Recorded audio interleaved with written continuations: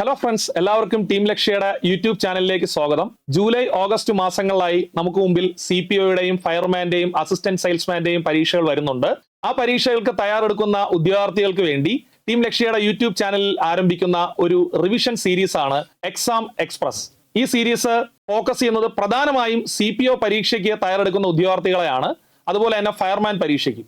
പക്ഷേ നിങ്ങൾക്കറിയാം, assistant salesman പരീക്ഷയുടെയും syllabus ഏകദേശം CPOയ്ക്കും ഫയർമാൻ പരീക്ഷയുടെയും സിലബസിന് തുല്യമാണ്. അതുകൊണ്ട് തന്നെ അസിസ്റ്റന്റ് സെയിൽസ്മാൻ പരീക്ഷ എഴുതുന്ന ഉദ്യോഗാർത്ഥികൾക്കും ഉപകാരപ്രദമാവുന്ന രീതിയിലായിരിക്കും ഈ സെഷൻ നമ്മൾ നൽകുന്നത്. എക്സാം എക്സ്പ്രസ് എന്ന ഈ സീരീസ് നിങ്ങൾ വളരെ നല്ല രീതിയിൽ പ്രയോജനപ്പെടുത്തും എന്ന് വിശ്വസിക്കുന്നു. ഇന്ന് ഈ സെഷനിൽ നമ്മൾ കൈകാര്യം ചെയ്യുന്നത് ഇന്ത്യൻ കോൺസ്റ്റിറ്റ്യൂഷനുമായി ബന്ധപ്പെട്ട് 2024-25 വർഷങ്ങൾ നടന്ന PSC പരീക്ഷകളുടെ ചോദ്യങ്ങളും അതിന്റെ വിശകലനവുമാണ്. നമുക്കതിലേക്ക് കടക്കാം.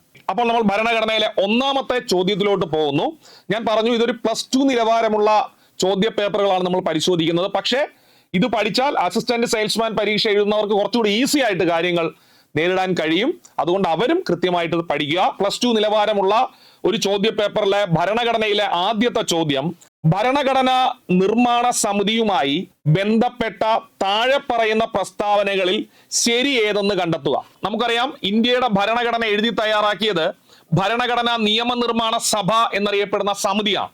ആ സമിതിയുമായി ബന്ധപ്പെട്ട ശരിയായ പ്രസ്താവനകൾ ഏതൊക്കെയാണ് എന്നാണ് ചോദ്യം.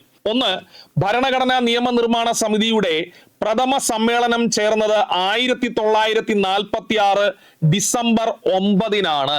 പ്രസ്താവന ശരിയാണ്. ഈ ക്ലാസ് കാണുന്ന ആരും ഇനി തെറ്റിക്കരുത്. ഇന്ത്യയുടെ ഭരണഘടന എഴുതി തയ്യാറാക്കിയത് ഭരണഘടനാ നിയമനിർമ്മാണ സഭ എന്ന സമിതിയാണ്. അത് രൂപീകരിച്ച ദിവസമാണെങ്കിൽ 1946 ഡിസംബർ 6 രൂപീകരിച്ചത്. എന്നാൽ ഇതിന്റെ ആദ്യത്തെ സമ്മേളനം നടന്നത് ഡിസംബർ മാസം 9-ാം തീയതിയാണ്. ഡിസംബർ മാസം 9-ാം തീയതിയാണ് ഇതിന്റെ ആദ്യ സമ്മേളനം നടന്നത്. രണ്ടാമത്തെ പോയിന്റ്, സമിതിയിലെ മുഴുവൻ അംഗങ്ങളും എന്നാണ് പറഞ്ഞിരിക്കുന്നത്, രാജ്യത്തിന്റെ വിവിധ പ്രവിശ്യകളിലെ നിയമസഭാ അംഗങ്ങൾ നേരിട്ട് തെരഞ്ഞെടുത്തവരാണ്. ഈ കാര്യം ഞാൻ വ്യക്തമായി നിങ്ങളെ പഠിപ്പിക്കാം. തൽക്കാലം മനസ്സിലാക്കിക്കൊള്ളുക, ഈ പ്രസ്താവന തെറ്റാണ്. ഈ പ്രസ്താവനയിൽ പറയുന്നത് എന്താണ്? ഭരണഘടനാ നിയമനിർമ്മാണ സഭയിലെ മൊത്തം അംഗങ്ങൾ എത്രയാണ് ഞാൻ ഇവിടെ എഴുതുകയാണെ, 389. ഈ 389 അംഗങ്ങളെയും അന്നത്തെ പ്രവിശ്യകളിൽ നിന്ന് നേരിട്ട് തെരഞ്ഞെടുത്തതാണ് എന്നാണ് പറഞ്ഞിരിക്കുന്നത്. തെറ്റാണ്. അത് എങ്ങനെയാണെന്ന് പഠിപ്പിക്കാം. സമിതിയുടെ രൂപീകരണം ക്യാബിനറ്റ് മിഷൻ പ്ലാൻ നിർദ്ദേശിച്ചതിന്റെ അടിസ്ഥാനത്തിലാണ്. പ്രസ്താവന ശരിയാണ്. ഇന്ത്യയുടെ ഭരണഘടനാ നിയമനിർമ്മാണ സമിതി രൂപീകരിക്കാൻ കാരണം ബ്രിട്ടീഷുകാർ ഇന്ത്യയിലേക്ക് അയച്ച ക്യാബിനറ്റ് മിഷൻ, പേര് ശ്രദ്ധിക്കുക, ക്യാബിനറ്റ് മിഷന്റെ നിർദ്ദേശമാണ് ഇന്ത്യയിൽ ഭരണഘടനാ നിയമനിർമ്മാണ സമിതി രൂപീകരിക്കാൻ കാരണമായത്. അങ്ങനെയാണെങ്കിൽ ഒന്നാമത്തെ പ്രസ്താവനയും മൂന്നാമത്തെ പ്രസ്താവനയും മാത്രമാണ് ശരിയായിട്ടുള്ളത്. ഓപ്ഷൻ ബി ആണ്. ഓക്കെ, അപ്പൊ നമുക്ക് ഡീറ്റെയിൽഡ് ആയിട്ട് പഠിക്കാം. ഇന്ത്യയുടെ ഭരണഘടന എഴുതി തയ്യാറാക്കിയത് ഭരണഘടനാ നിയമനിർമ്മാണ സഭ എന്ന സമിതിയാണ്. അതിൽ നിന്ന് +2 നിലവാരമുള്ള ചോദ്യ പേപ്പറുകളിൽ ചോദ്യം വരുന്നത് +1 പൊളിറ്റിക്കൽ സയൻസിലെ ഒന്നാമത്തെ അധ്യായം, ഭരണഘടന എന്തുകൊണ്ട് എങ്ങനെ, കോൺസ്റ്റിറ്റ്യൂഷൻ വൈ ആൻഡ് ഹൗ എന്ന +2 അധ്യായത്തിൽ നിന്നാണ് ഈ നിയമനിർമ്മാണ സഭയുമായി ബന്ധപ്പെട്ടുള്ള ചോദ്യങ്ങൾ വരുന്നത്. ആ അധ്യായത്തിൽ ഒരു കാര്യം കൃത്യമായി പറയുന്നു, how was the Indian constitution made, Indian ഭരണഘടന രൂപപ്പെടുത്തിയത് എങ്ങനെ. അതിൽ നിന്നാണ് അതേപോലെ ഈ ചോദ്യം വന്നിരിക്കുന്നത്. നമുക്ക് അതിൽ നിന്ന് ഒരു കാര്യം മനസ്സിലാക്കാം. ശ്രദ്ധിക്കുക, ഇന്ത്യൻ ഭരണഘടന രൂപപ്പെടുത്തിയത് എങ്ങനെ. വളരെ സിമ്പിൾ ആയിട്ട് പഠിക്കും. ഫസ്റ്റ് പോയിന്റ്, ഇന്ത്യൻ ഭരണഘടന രൂപീകരിച്ചത് ഭരണഘടനാ നിർമ്മാണ സഭ എന്നറിയപ്പെടുന്ന സമിതിയാണ്. പഠിച്ചേ, ഇന്ത്യയുടെ ഭരണഘടന രൂപീകരിച്ചത് ഭരണഘടനാ നിയമനിർമ്മാണ സമിതി എന്നറിയപ്പെടുന്ന സമിതിയാണ്. അപ്പോൾ അവിടുത്തെ വളരെ പ്രധാനപ്പെട്ട പോയിന്റ് ഇതാണ്, ശ്രദ്ധിക്ക്, ഇമ്പോർട്ടന്റ്. ഇന്ത്യൻ ഭരണഘടന രൂപീകരിച്ചത് അവിഭക്ത ഇന്ത്യക്ക് വേണ്ടിയാണ്. അതായത് ഇന്ത്യ സ്വതന്ത്ര ഇന്ത്യക്ക് വേണ്ടിയോ അല്ലെങ്കിൽ പാർട്ടീഷന് ശേഷം രൂപീകരിക്കുന്ന ഇന്ത്യക്ക് വേണ്ടി അല്ല ഭരണഘടന രൂപീകരിച്ചത്. മാർക്കാണ്, പോയിന്റ് ആണ്. വിഭജിക്കപ്പെടാത്ത അവിഭക്ത ഇന്ത്യക്ക് വേണ്ടിയാണ് നിയമനിർമ്മാണ സഭ രൂപീകരിക്കപ്പെട്ടത്. തെറ്റിക്കല്ലേ, ഉറപ്പ് ചോദ്യം. അപ്പൊ നിർമ്മിച്ചത് ആരാണ്? ഭരണഘടന നിയമനിർമ്മാണ സഭയാണ്. നിയമനിർമ്മാണ സഭ രൂപീകരിച്ചത് ക്യാബിനറ്റ് മിഷൻ എന്നറിയപ്പെടുന്ന സമിതിയുടെ ശുപാർശയുടെ അടിസ്ഥാനത്തിലാണ്. അപ്പോൾ ഇന്ത്യയിൽ ഭരണഘടനാ നിയമനിർമ്മാണ സഭ രൂപീകരിക്കാൻ കാരണമായ കമ്മിറ്റി ഏത്? Cabinet mission. ഇന്ത്യയിൽ ഭരണഘടനാ നിയമനിർമ്മാണ സമിതി രൂപീകരിക്കാൻ കാരണമായ കമ്മിറ്റി ഏത്? ക്യാബിനറ്റ് മിഷൻ അല്ലെങ്കിൽ ക്യാബിനറ്റ് മിഷന്റെ പ്ലാനിന്റെ അടിസ്ഥാനത്തിലാണ് ഭരണഘടനാ നിയമനിർമ്മാണ സമിതി രൂപീകരിച്ചത് 46 ഡിസംബർ 6-നാണ്. ശ്രദ്ധിക്കുക, 1946 ഡിസംബർ 6-ന് ഭരണഘടനാ നിയമനിർമ്മാണ സഭ രൂപീകരിച്ചു. 46 ഡിസംബർ 9-ന് ആദ്യ സമ്മേളനം ചേർന്നു. 46 ഡിസംബർ 9-ന് ആദ്യ സമ്മേളനം ചേർന്നു. വിഭജനത്തെ തുടർന്ന് ഇത് സമ്മേളിച്ചത് 47 ഓഗസ്റ്റ് 14. അപ്പൊ മറന്നുപോലെ രൂപീകരിച്ചത് വ്യക്തമായി പഠിപ്പിക്കുകയാണ്. 46 ഡിസംബർ 6-ന് രൂപീകരിച്ചു. ഡിസംബർ 9-ന് ആദ്യ സമ്മേളനം നടന്നു. പക്ഷേ ഇന്ത്യ വിഭജന ശേഷം, ശ്രദ്ധിക്കുക, ഇന്ത്യയുടെ വിഭജന ശേഷം ഇത് ആദ്യമായി സമ്മേളിച്ചത് 47 ഓഗസ്റ്റ് 14-നാണ്. ഓക്കെ, അപ്പൊ നമുക്ക് ഇനി പഠിക്കാം ഇതിലുള്ള അംഗങ്ങൾ എങ്ങനെയാണ് കണ്ടെത്തിയത്. പൂർണ്ണമായിട്ട് ശ്രദ്ധിച്ചിരിക്കുക, അല്ലെങ്കിൽ തെറ്റും. ഭരണഘടനാ നിയമനിർമ്മാണ സഭയിലെ അംഗങ്ങളെ കണ്ടെത്തിയത്, മൊത്തം അംഗങ്ങൾ 389 ആണ്. എങ്ങനെയാണ് കണ്ടെത്തിയെന്ന് ഞാൻ പറയാം. ഈ വരി പൂർണ്ണമായിട്ട് ശ്രദ്ധിക്കുക. ഇടേ അന്ന് ഇന്ത്യയിൽ ഭരണം നടത്തുന്നത് ബ്രിട്ടീഷുകാരാണ്. ഇന്ത്യയിൽ തന്നെ ബ്രിട്ടീഷുകാർ ഡയറക്റ്റ് ആയിട്ട് ഭരിക്കുന്ന പ്രദേശങ്ങളുണ്ട്. അതിനെ അറിയപ്പെടുന്നത് ബ്രിട്ടീഷ് പ്രൊവിൻസ് എന്ന പേരിലാണ്. എന്ത് പേരിൽ അറിയപ്പെടുന്നത്? ബ്രിട്ടീഷ് പ്രൊവിൻസ് എന്ന പേരിലാണ് അറിയപ്പെടുന്നത്. പിന്നെ അതുപോലെ പ്രിൻസ്ലി സ്റ്റേറ്റ്സ് എന്നറിയപ്പെടുന്ന നാട്ടുരാജ്യങ്ങളും ഉണ്ടായിരുന്നു. ശ്രദ്ധിക്കണേ, പ്രിൻസ്ലി സ്റ്റേറ്റ് എന്നറിയപ്പെടുന്ന നാട്ടുരാജ്യങ്ങൾ. ഈ രണ്ട് ഭരണ മേഖലകളിൽ നിന്നും അംഗങ്ങളെ കൊണ്ടുവന്നാണ് നിയമനിർമ്മാണ സഭ രൂപീകരിച്ചത്. ക്ലിയർ ആണ്. അപ്പൊ നിങ്ങൾ കൃത്യമായി പഠിക്കുക. ഇന്ത്യയുടെ ഭരണഘടനാ നിർമ്മാണ സഭയിൽ നാട്ടുരാജ്യങ്ങളിൽ നിന്നുള്ള പ്രതിനിധികളും ബ്രിട്ടീഷ് പ്രൊവിൻസുകളിൽ നിന്നുള്ള പ്രതിനിധികളും ഉണ്ടായിരുന്നു. പ്രസ്താവന ശരി. പക്ഷേ ഇവരെ തെരഞ്ഞെടുക്കുന്ന രീതി വ്യത്യസ്തമായിരുന്നു. പൂർണ്ണമായിട്ട് ശ്രദ്ധിക്കുക. നാട്ടുരാജ്യങ്ങളിൽ നിന്നും തെരഞ്ഞെടുപ്പില്ല. പറയുന്ന ശ്രദ്ധിച്ചേക്ക്, നാട്ടുരാജ്യങ്ങളിൽ തെരഞ്ഞെടുപ്പില്ല. പകരം അവിടുന്ന് നാമനിർദ്ദേശമാണ് ഉണ്ടായിരുന്നത്. നാമനിർദ്ദേശം എന്ന് പറഞ്ഞാൽ ഒരു നാട്ടുരാജ്യത്തിലെ രാജാവ് ഭരണഘടനാ നിയമനിർമ്മാണ സഭയിൽ പോകേണ്ട വ്യക്തിയെ നാമനിർദ്ദേശം ചെയ്യും. അപ്പൊ നാമനിർദ്ദേശം ചെയ്തതാണ് നാട്ടുരാജ്യങ്ങളിൽ നിന്ന്. അല്ലാതെ നാട്ടുരാജ്യങ്ങളിൽ ഇലക്ഷൻ ഇല്ലായിരുന്നു. ക്ലിയർ ആണ്. നാട്ടുരാജ്യങ്ങളിൽ നിന്ന് എന്താണ് നാമനിർദ്ദേശം. ഇനി പ്രൊവിൻസുകളിൽ നിന്ന് എന്താണ് സംഭവിച്ചത്? 1935 ഗവൺമെന്റ് ഓഫ് ഇന്ത്യ ആക്ട് പ്രകാരം 1935 ഗവൺമെന്റ് ഓഫ് ഇന്ത്യ ആക്ട് പ്രകാരം ഇന്ത്യയിലെ ഈ പ്രൊവിൻസുകളിൽ നിയമനിർമ്മാണ സഭകൾ രൂപീകരിച്ചു. എവിടെ? പ്രൊവിൻസുകളിൽ നിയമസഭ വന്നു. ഓക്കെ, നിയമനിർമ്മാണ സഭ വന്നു. എന്നിട്ട് അവിടത്തെ ജനങ്ങൾ ഈ പ്രൊവിൻസുകളിലെ നിയമനിർമ്മാണ സഭയിലേക്ക് അംഗങ്ങളെ തെരഞ്ഞെടുക്കും. ഞാൻ പറയുന്നത് വ്യക്തമായിട്ട് കേൾക്കണേ. ഇന്ത്യയുടെ ഭരണഘടനാ നിർമ്മാണ സഭയിലേക്ക് തെരഞ്ഞെടുക്കും എന്നല്ല ഞാൻ പറഞ്ഞത്.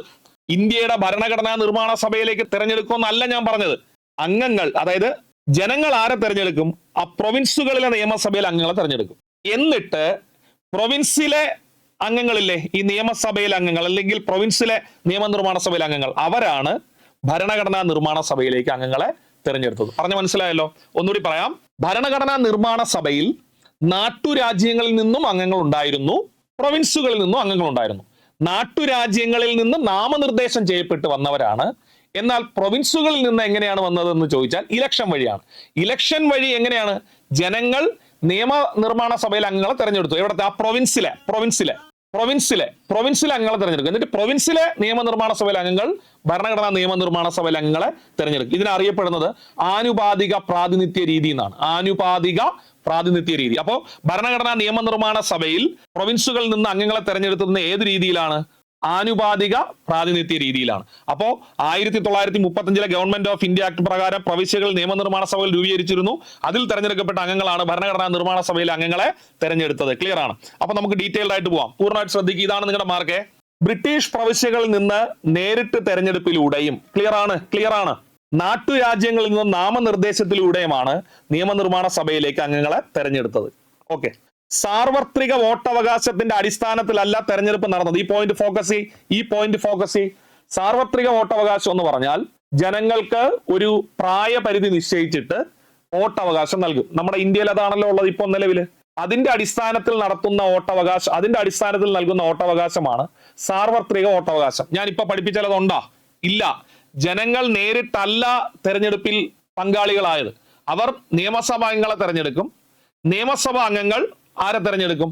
ഈ ഭരണഘടനാ നിർമ്മാണ സഭയിലെ അംഗങ്ങളെ തെരഞ്ഞെടുക്കും. അപ്പൊ സാർവത്രിക വോട്ടവകാശത്തിന്റെ അടിസ്ഥാനത്തിലല്ല തെരഞ്ഞെടുപ്പ് നടത്തിയിരുന്നത്. ഒരു നിശ്ചിത പ്രായപരിധിയൊന്നും അല്ലായിരുന്നു അന്നത്തെ അതിന്റെ അടിസ്ഥാനം. ഓക്കെ, പിന്നെ 10 ലക്ഷം പേർക്ക് ഒരു സീറ്റ് എന്ന അനുപാതത്തിൽ സീറ്റുകൾ അനുവദിച്ചിരുന്നു. അപ്പോൾ പരീക്ഷയ്ക്ക് ചോദിക്കുക ഉറപ്പാണ്. 10 ലക്ഷം ജനങ്ങൾക്ക് ഒരു സീറ്റ് എന്ന രീതിയിലാണ് അനുവദിച്ചിരുന്നത്. ഇത് പരീക്ഷയ്ക്ക് ചോദിക്കുക 1 മാർക്കാണ്. മുസ്ലിങ്ങൾ, സിഖുകൾ, പൊതുവിഭാഗം എന്നിങ്ങനെ 3 വിഭാഗങ്ങളാണ് ഇതിനകത്ത് ഉണ്ടായിരുന്നത്. അതായത് ഇലക്ഷന് സീറ്റുകൾ നൽകുമ്പോൾ ഒന്ന് ജനറൽ കാറ്റഗറി, പൂർണ്ണമായിട്ട് ശ്രദ്ധിക്കണം, ഇതിന് മാർക്ക് കിട്ടും. പിന്നെ മുസ്ലിമിന് റിസർവേഷനും സിഖിന് റിസർവേഷനും. അപ്പോ എങ്ങനെയായിരുന്നു നിയമനിർമ്മാണ സഭയിലെ അംഗങ്ങളുടെ റിസർവേഷൻ എന്ന് ചോദിച്ചാൽ മുസ്ലിങ്ങൾ, സിഖ്, പിന്നെ പൊതുവിഭാഗം, ഇങ്ങനെ 3 വിഭാഗമായിട്ടാണ് ഇലക്ഷൻ നടന്നിരുന്നത്. ക്ലിയർ ആണ്? ശരി. എല്ലാ മതവിഭാഗങ്ങൾക്കും പ്രാതിനിധ്യം നൽകിയിരുന്നു. ആനുപാതിക പ്രാതിനിധ്യ വ്യവസ്ഥയിലെ ഏക കൈമാറ്റ വോട്ട് സമ്പ്രദായ പ്രകാരമാണ് തെരഞ്ഞെടുപ്പ് നടന്നത്. ഈ പോയിന്റ് വളരെ കൃത്യമായി പഠിച്ചു വെച്ചോളുക. ആനുപാതിക പ്രാതിനിധ്യ വ്യവസ്ഥയിലെ ഏക കൈമാറ്റ വോട്ട് സമ്പ്രദായ പ്രകാരമാണ് തെരഞ്ഞെടുപ്പ് നടന്നത്. ഞാൻ ജസ്റ്റ് പറഞ്ഞു പോകുന്നേ ഉള്ള ഈ പോയിന്റ്, കാരണം ഇത് എക്സ്പ്ലെയിൻ ചെയ്ത് നിന്ന നമ്മുടെ ഇന്നത്തെ ക്ലാസ്സിലെ ഭൂരിഭാഗം ഇതിനു വേണ്ടി അങ്ങ് ചെലവഴിക്കേണ്ടി വരും, സമയം ഇതിനു വേണ്ടി ചെലവഴിക്കേണ്ടി വരും. നിങ്ങൾ ജസ്റ്റ് കേൾക്കുക. ആനുപാതിക പ്രാതിനിധ്യ രീതി, ഫോക്കസ് ചെയ്. ആനുപാതിക പ്രാതിനിധ്യ വ്യവസ്ഥയിലെ ഏക കൈമാറ്റ വോട്ട് സമ്പ്രദായ പ്രകാരമാണ് നമ്മുടെ നിയമനിർമ്മാണ സഭയിലേക്ക് ഇലക്ഷൻ നടന്നത്. ഓക്കെ, ക്ലിയർ ആണ്? അപ്പൊ ഒന്നാമത്തെ ചോദ്യത്തിന്റെ എക്സ്പ്ലനേഷൻ ഇത്രയാണ് നമുക്ക് പഠിക്കാനുള്ളത്. രണ്ടാമത്തെ ചോദ്യം, താഴെ പറയുന്നവരിൽ ശരിയായ പ്രസ്താവന ഏത്? ശരിയായ പ്രസ്താവന, ഭരണഘടനാ നിർമ്മാണ സമിതിയുടെ ആദ്യ സമ്മേളനം ചേർന്നത് 46 ഡിസംബർ 9-നാണ്. ശരിയാണ്, നമ്മൾ നേരത്തെ പഠിച്ചു. ആദ്യ സമ്മേളനത്തിൽ പങ്കെടുത്തവരുടെ എണ്ണം 207. ശരിയാണ്. ആദ്യ സമ്മേളനത്തിൽ പങ്കെടുത്ത വനിതകൾ 7 എന്നാണ് കൊടുത്തിരിക്കുന്നത്. തെറ്റാണ്. 9 വനിതകളാണ് ആദ്യത്തെ സമ്മേളനത്തിൽ പങ്കെടുത്തത്. എത്ര വനിതകളാണ്? 9 വനിതകൾ. അപ്പൊ ഇതില് ശരിയായ പ്രസ്താവന എയും ബിയും മാത്രമാണ്. എല്ലാം ശരിയല്ല, എയും ബിയും മാത്രമാണ് ശരി. ആദ്യത്തെ സമ്മേളനത്തിൽ പങ്കെടുത്തത് 9 വനിതകളാണ്. ഓക്കെ, അപ്പൊ ഞാൻ ജസ്റ്റ് നിങ്ങളെ പഠിപ്പിക്കുന്നത് ആദ്യത്തെ സമ്മേളനത്തെ കുറിച്ചാണ്. പൂർണ്ണമായിട്ട് ശ്രദ്ധിച്ചിരിക്കെ, 1 മാർക്ക് കിട്ടേ. 1946 ഡിസംബർ മാസം 6-ാം തീയതിയാണ് ഭരണഘടനാ നിയമനിർമ്മാണ സഭ എന്ന സമിതി രൂപീകരിക്കുന്നത്. പഠിച്ചേ. ഇതിന്റെ ആദ്യ സമ്മേളനം നടന്നത് 46 ഡിസംബർ 9-നാണ്. തെറ്റിക്കരുത്, ഡിസംബർ 9-ന്. ഇനി ആദ്യ സമ്മേളനം അഭിസംബോധന ചെയ്തതാര് അല്ലെങ്കിൽ ഉദ്ഘാടനം ചെയ്തതാര്? പൂർണ്ണമായിട്ട് ശ്രദ്ധിച്ചേക്ക്. ആദ്യ സമ്മേളനം അഭിസംബോധന ചെയ്തതാര് അല്ലെങ്കിൽ ഉദ്ഘാടനം ചെയ്തതാര്? ഉത്തരം JB കൃപലാനി. ആരാണ്? JB കൃപലാനി എന്ന ആചാര്യ കൃപലാനിയാണ് ആദ്യ സമ്മേളനം ഉദ്ഘാടനം ചെയ്തത്. എന്നാൽ ആദ്യ സമ്മേളനത്തിൽ താൽക്കാലിക ചെയർമാനായി തെരഞ്ഞെടുത്ത ആളാണ് ഡോക്ടർ സച്ചിദാനന്ദ സിൻഹ. വ്യക്തമായിട്ട് ശ്രദ്ധിക്കുക. 1946 ഡിസംബർ 9-ന് താൽക്കാലിക ചെയർമാനായി തെരഞ്ഞെടുത്ത വ്യക്തിയാണ് ഡോക്ടർ സച്ചിദാനന്ദ സിൻഹ. എന്നാൽ 46 ഡിസംബർ 11 മുതൽ ഇതിന്റെ സ്ഥിരം ചെയർമാനായി ഡോക്ടർ രാജേന്ദ്ര പ്രസാദിനെ തെരഞ്ഞെടുത്തു. 46 ഡിസംബർ 11-ന് ഇതിന്റെ സ്ഥിരം ചെയർമാനായി ഡോക്ടർ രാജേന്ദ്ര പ്രസാദിനെ തെരഞ്ഞെടുത്തു. അപ്പൊ ആദ്യ സമ്മേളനം ഡിസംബർ 9-നാണ്. അതിനകത്ത് 207 അംഗങ്ങളാണ് പങ്കെടുത്തത്. അതിനകത്ത് 9 വനിതകൾ ഉണ്ടായിരുന്നു. ക്ലിയർ ആണ്? ശരി. അപ്പോ ഇനി നമുക്ക് ഇതിൽ പഠിക്കേണ്ടത് ഇതിൽ അംഗങ്ങളെ കുറിച്ചാണ്. പൂർണ്ണമായിട്ട് ശ്രദ്ധിച്ചിരിക്കുക. 1 മാർക്ക് ഇതിൽ നിന്ന് കിട്ടും. ഭരണഘടനാ നിയമനിർമ്മാണ സഭയിലെ മൊത്തം അംഗങ്ങളുടെ എണ്ണം 389 ആണ്. ഇമ്പോർട്ടന്റ് ആണ്. 1 മാർക്ക് കിട്ടും. ഭരണഘടനാ നിയമനിർമ്മാണ സഭയിലെ മൊത്തം അംഗങ്ങൾ 389. ഈ 389 അംഗങ്ങൾ എവിടെ നിന്നാ വന്നത്? നമ്മൾ പഠിച്ചില്ലേ? നാമനിർദ്ദേശം ചെയ്യപ്പെട്ടു. എവിടെ നിന്ന്? നാട്ടുരാജ്യങ്ങളിൽ നിന്ന്. 1 മാർക്കാണ് കേട്ടോ, കളയരുതേ. നാട്ടുരാജ്യങ്ങളിൽ നിന്ന് നാമനിർദ്ദേശം ചെയ്യപ്പെട്ട അംഗങ്ങളുടെ എണ്ണം 93. ഇനി ബ്രിട്ടീഷ് പ്രൊവിൻസുകളുണ്ട്. ബ്രിട്ടീഷ് പ്രൊവിൻസുകളിൽ നിന്ന് തെരഞ്ഞെടുക്കപ്പെട്ടവർ 296. ബ്രിട്ടീഷ് പ്രൊവിൻസുകളിൽ നിന്ന് തെരഞ്ഞെടുക്കപ്പെട്ടവർ 296. ബ്രിട്ടീഷ് പ്രൊവിൻസുകളിൽ നിന്ന് തെരഞ്ഞെടുക്കപ്പെട്ടവർ 296. അന്നത്തെ ബ്രിട്ടീഷ് പ്രൊവിൻസുകളെ നമുക്ക് 2ആയിട്ട് തിരിക്കാം. ഗവർണർമാർ എന്നറിയപ്പെടുന്ന ഉദ്യോഗസ്ഥർ ഭരിക്കുന്ന പ്രദേശം, അവിടെ നിന്ന് തെരഞ്ഞെടുക്കപ്പെട്ടവർ 202. ചീഫ് കമ്മീഷണേഴ്സ് എന്നറിയപ്പെടുന്ന ഉദ്യോഗസ്ഥരുണ്ട്, അവർ ഭരിക്കുന്ന പ്രദേശങ്ങൾ, അവിടെ നിന്ന് തെരഞ്ഞെടുക്കപ്പെട്ടവർ 4. അപ്പം മൊത്തം പ്രൊവിൻസുകളിൽ നിന്ന് തെരഞ്ഞെടുക്കപ്പെട്ടവർ 296, ഗവർണേഴ്സ് പ്രൊവിൻസിൽ നിന്ന് 292, ചീഫ് കമ്മീഷണേഴ്സ് പ്രൊവിൻസിൽ നിന്നും 4. അങ്ങനെ മൊത്തം 296 പേര് തെരഞ്ഞെടുക്കപ്പെട്ടു. നാട്ടുരാജ്യങ്ങളിൽ നാമനിർദ്ദേശം ചെയ്തത് 93. നോക്കാം. ഇത് ലക്ഷ്മികാന്തിന്റെ ഇന്ത്യൻ പൊളിറ്റിയിൽ നൽകിയിരിക്കുന്ന ഒരു പ്രധാനപ്പെട്ട ബോക്സ് ആണ്. നോക്കൂ, ബ്രിട്ടീഷ് പ്രൊവിൻസിൽ നിന്ന് തെരഞ്ഞെടുക്കപ്പെട്ടവർ മൊത്തം പ്രൊവിൻസ് 11. അതിൽ 292 പേര്. പ്രിൻസ്ലി സ്റ്റേറ്റ്, ഇന്ത്യൻ സ്റ്റേറ്റിൽ നിന്ന് അല്ലെങ്കിൽ നാട്ടുരാജ്യങ്ങളിൽ നിന്ന് 93. ചീഫ് കമ്മീഷണേഴ്സ് പ്രൊവിൻസ് 4 എണ്ണം, അതിൽ നിന്ന് 4 പേര്. അങ്ങനെ മൊത്തം 296, 93, 389.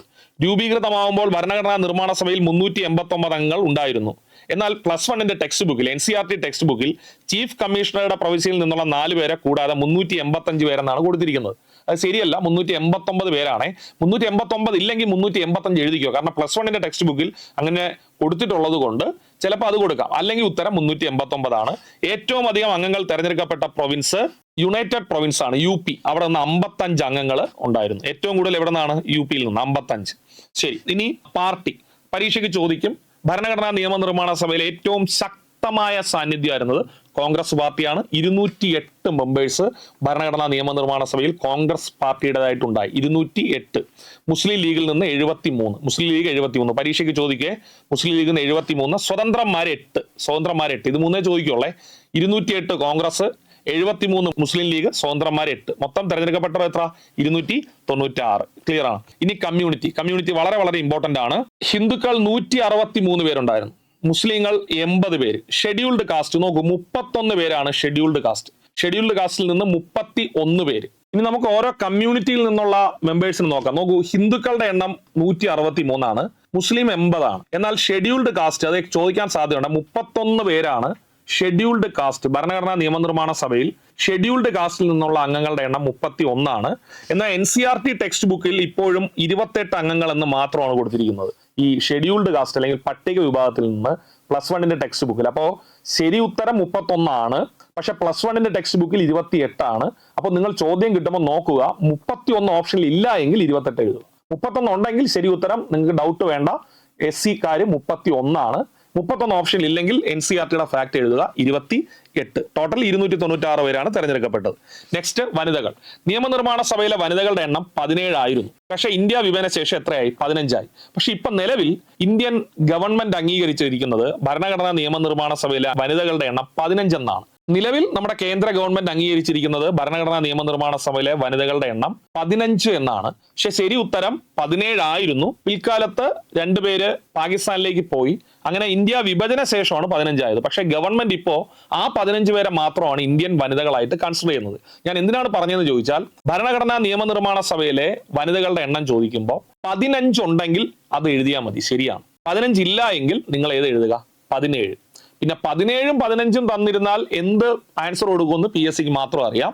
നിങ്ങൾ ഓർത്തിരിക്കുക, ശരി ഉത്തരം 17 ആയിരുന്നു, വിഭജന ശേഷം 15 ആയി. പക്ഷേ ഗവൺമെന്റ് ഇപ്പോൾ അംഗീകരിച്ചിരിക്കുന്നത് 15 വനിതകളാണ് ഭരണഘടനാ നിയമനിർമ്മാണ സഭയിൽ ഉണ്ടായിരുന്നതെന്നാണ്. അതിൽ 3 മലയാളി വനിതകളായിരുന്നു, അമ്മു സ്വാമിനാഥൻ, ദാക്ഷായണി വേലായുധൻ, ആനി മസ്ക്രീൻ. അപ്പോൾ ഭരണഘടനാ നിയമനിർമ്മാണ സഭയിലെ മലയാളി വനിതകൾ പേര് ശ്രദ്ധിക്കുക: അമ്മു സ്വാമിനാഥൻ, ദാക്ഷായണി വേലായുധൻ, ആനി മസ്ക്രീൻ. ഇവരായിരുന്നു മലയാളി വനിതകൾ. 3 മലയാളി വനിതകളെ ഉണ്ടായിരുന്നുള്ളൂ. നെക്സ്റ്റ്, മലയാളികൾ. ഭരണഘടനാ നിയമനിർമ്മാണ സഭയിലെ മലയാളികളുടെ എണ്ണം 17. മൊത്തം 17 മലയാളികൾ. അതില് മലയാളി വനിതകളാണ് 3. മലയാളി വനിതകൾ 3, മലയാളികൾ 17. തിരുവിതാംകൂറിൽ നിന്ന് 6 പേര്, കൊച്ചിയിൽ നിന്ന് ഒരാളെ ഉള്ളൂ. അപ്പോൾ ചിലപ്പോൾ അത് എക്സാമിന് ചോദിക്കും. കൊച്ചിയിൽ നിന്ന് പ്രതിനിധീകരിച്ചത് പനമ്പള്ളി ഗോവിന്ദമേനോൻ എന്ന് പറഞ്ഞ ഒറ്റ വ്യക്തിയാണ്. മദ്രാസ്, അന്നത്തെ മലബാർ മേഖല, മദ്രാസ് കേരളത്തിൽ മലബാർ മേഖലയിൽ നിന്ന് 9 പേര്. യുണൈറ്റഡ് പ്രൊവിൻസ് നിന്ന് ഏറ്റവും കൂടുതൽ പേരുണ്ടായിരുന്ന UP എന്നാണ് 15, 55. ജോൺ മത്തായിയുടെ ഉണ്ടായിരുന്നു. അങ്ങനെ മലയാളിയായ ജോൺ മത്തായി. പക്ഷേ ഈ ജോൺ മത്തായി പ്രതിനിധീകരിക്കുന്നത് കേരളത്തിന്റെ മേഖലയല്ല, UP ആണ്.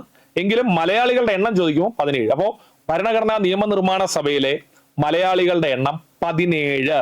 ഭരണഘടനാ നിയമനിർമ്മാണ സഭയിലെ മലയാളികളുടെ എണ്ണം 17.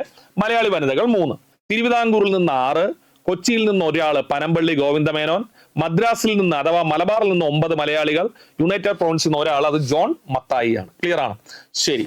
ഇനി ഇങ്ങനെ ഭരണഘടനാ നിയമനിർമ്മാണ സഭ മുമ്പോട്ട് പോയിക്കൊണ്ടിരിക്കുന്ന സമയത്ത് നമുക്കറിയാം 1947 ഇൻഡിപെൻഡൻസ് ആക്ടിനെ തുടർന്നുണ്ടായ മാറ്റങ്ങൾ. വിഭക്ത ഇന്ത്യയുടെ ഭരണഘടനാ നിയമനിർമ്മാണ സഭ ആദ്യമായി ചേർന്നത് 47 ഓഗസ്റ്റ് 14 ഇന്ത്യ വിഭജന ശേഷം. നിയമനിർമ്മാണ സഭയിൽ അംഗങ്ങളുടെ എണ്ണം 389 നിന്ന് എത്രയായിട്ട് കുറഞ്ഞു? 299. ഇന്ത്യൻ പ്രവിശ്യകളിലെ അംഗങ്ങളുടെ എണ്ണം 296 നിന്ന് 299. നമുക്കറിയാലോ, 296 വരെ തെരഞ്ഞെടുത്തില്ലേ, അത് 229. നാട്ടുരാജ്യങ്ങൾ 93 നിന്ന് എത്രയായി? 70 ആയി. 93 നിന്ന് 70 ആയി. വനിതകളുടെ എണ്ണം എത്രയായി? 15. അപ്പൊ 47 ഇൻഡിപെൻഡൻസ് ആക്ടിനെ തുടർന്നുണ്ടായ മാറ്റങ്ങൾ. ഭരണഘടനാ നിയമനിർമ്മാണ സഭ ആദ്യമായിട്ട് വിഭജന ശേഷം സമ്മേളിച്ചത് 47 ഓഗസ്റ്റ് 11 അപ്പോൾ 299 പേരായിട്ട് കുറഞ്ഞു. അതെങ്ങനെയാണ് കുറഞ്ഞത്? 296 ആയിരുന്ന തെരഞ്ഞെടുക്കപ്പെട്ടവർ 229, 93 ആയിരുന്നു നാമനിർദ്ദേശം ചെയ്യപ്പെട്ടവരുടെ എണ്ണം, അത് 70 ആയിട്ട് കുറഞ്ഞു. വനിതകളുടെ എണ്ണം 15 ആയി ചുരുങ്ങി. ഇതിൽ നിന്നൊരു ചോദ്യം ഉറപ്പായിട്ടും പ്രതീക്ഷിക്കാം. നെക്സ്റ്റ്, നമുക്ക് അടുത്ത ചോദ്യത്തിലേക്ക് കടക്കാം. ഭരണഘടനാ നിർമ്മാണ സമിതി ഭരണഘടന അംഗീകരിച്ചതെന്ന്, കോൺസ്റ്റിറ്റ്യൂഷൻ അംഗീകാരം കിട്ടിയ ദിവസം. ശ്രദ്ധിക്കൂ, ഇന്ത്യൻ ഭരണഘടന അംഗീകരിച്ച ദിവസം 1949 നവംബർ 26 50 ജനുവരി 26 എന്ന് എഴുതല്ലേ. 1950 ജനുവരി 26 ഭരണഘടന നിലവിൽ വന്ന തീയതിയാണ്. 1950 ജനുവരി 26 ഭരണഘടന നിലവിൽ വന്നതാണ്. പക്ഷേ അംഗീകരിച്ചത് 49 നവംബർ 26 ആണ്. 2023 പോലീസ് കോൺസ്റ്റബിൾ പരീക്ഷയ്ക്ക് ചോദിച്ച ചോദ്യമാണ്. അപ്പൊ നമ്മൾ ഭരണഘടനയുമായി ബന്ധപ്പെട്ട ചില പ്രധാനപ്പെട്ട 10 തീയതികൾ പഠിക്കാം. ഓൾറെഡി നമ്മൾ ചർച്ച ചെയ്തതാണ്. 46 ഡിസംബർ 6 ഭരണഘടനാ നിയമനിർമ്മാണ സമിതി രൂപീകരിച്ചു, തെറ്റിക്കരുത്. 46 ഡിസംബർ 9 ഭരണഘടനാ നിയമനിർമ്മാണ സമിതിയുടെ ആദ്യത്തെ സമ്മേളനം ചേർന്നു. 46 ഡിസംബർ 11 രാജേന്ദ്ര പ്രസാദ് ഇതിന്റെ സ്ഥിരം ചെയർമാൻ. അപ്പൊ എക്സാമിന് ചോദിക്കും ഭരണഘടനാ നിയമനിർമ്മാണ സമിതിയുടെ സ്ഥിരം ചെയർമാൻ ആരായിരുന്നു? ശ്രദ്ധിച്ചു കേൾക്ക്. ഇന്ത്യയുടെ ഭരണഘടന തയ്യാറാക്കിയ ഭരണഘടനാ നിയമനിർമ്മാണ സമിതിയുടെ സ്ഥിരം ചെയർമാൻ രാജേന്ദ്ര പ്രസാദ് ആയിരുന്നു. 46 ഡിസംബർ 13 ജവഹർലാൽ നെഹ്റു ലക്ഷ്യപ്രഖ്യാപന നയം എന്ന നയം പ്രഖ്യാപിച്ചു. പരീക്ഷയ്ക്ക് ചോദിക്കും. ഇന്ത്യൻ ഭരണഘടനയുടെ ആമുഖത്തിന് അടിസ്ഥാനമായ സംഭവമാണ് ലക്ഷ്യപ്രഖ്യാപന നയം. ഈ ലക്ഷ്യപ്രഖ്യാപന നയം ജവഹർലാൽ നെഹ്റു അവതരിപ്പിച്ച തീയതി 1946 ഡിസംബർ 13. 1946 ഡിസംബർ 13 ജവഹർലാൽ നെഹ്റു ലക്ഷ്യപ്രഖ്യാപന നയം അവതരിപ്പിച്ചത്. 47 ജനുവരി 22 ഈ ലക്ഷ്യപ്രഖ്യാപന നയത്തെ ഇന്ത്യൻ ഭരണഘടനയുടെ ആമുഖമായി അംഗീകരിക്കാനുള്ള ഒരു തീരുമാനമെടുത്തു എന്ന് പറയുന്നുണ്ട്. പ്രീവിയസ് ക്വസ്റ്റ്യൻ ആയതുകൊണ്ട് പറയുന്നതാണ്. ലക്ഷ്യപ്രഖ്യാപന നയത്തെ ഇന്ത്യൻ ഭരണഘടനയുടെ ആമുഖമായി അംഗീകരിക്കാൻ തീരുമാനമെടുത്തു. 1947 ജൂലൈ 22 ത്രിവർണ പതാകയെ ഇന്ത്യയുടെ ദേശീയ പതാകയെ അംഗീകരിച്ചു. ത്രിവർണ പതാകയെ ഇന്ത്യയുടെ ദേശീയ പതാകയെ അംഗീകരിച്ചു. 47 ഓഗസ്റ്റ് 29 ഇമ്പോർട്ടന്റ് ചോദ്യം. ഇന്ത്യൻ ഭരണഘടനയിലെ ഏറ്റവും പ്രധാനപ്പെട്ട കമ്മിറ്റിയായ ഡ്രാഫ്റ്റിംഗ് കമ്മിറ്റി അഥവാ കരട് നിർമ്മാണ സമിതി രൂപീകരിച്ചു. ഡ്രാഫ്റ്റിംഗ് കമ്മിറ്റി അഥവാ കരട് കമ്മിറ്റി രൂപീകരിച്ചു 47 ഓഗസ്റ്റ് 29. ഇനി ഭരണഘടന അംഗീകരിച്ചു. നോക്കൂ പരീക്ഷയ്ക്ക് ചോദിക്കും. ഇന്ത്യൻ ഭരണഘടന അംഗീകരിച്ച തീയതി 1949 നവംബർ 26.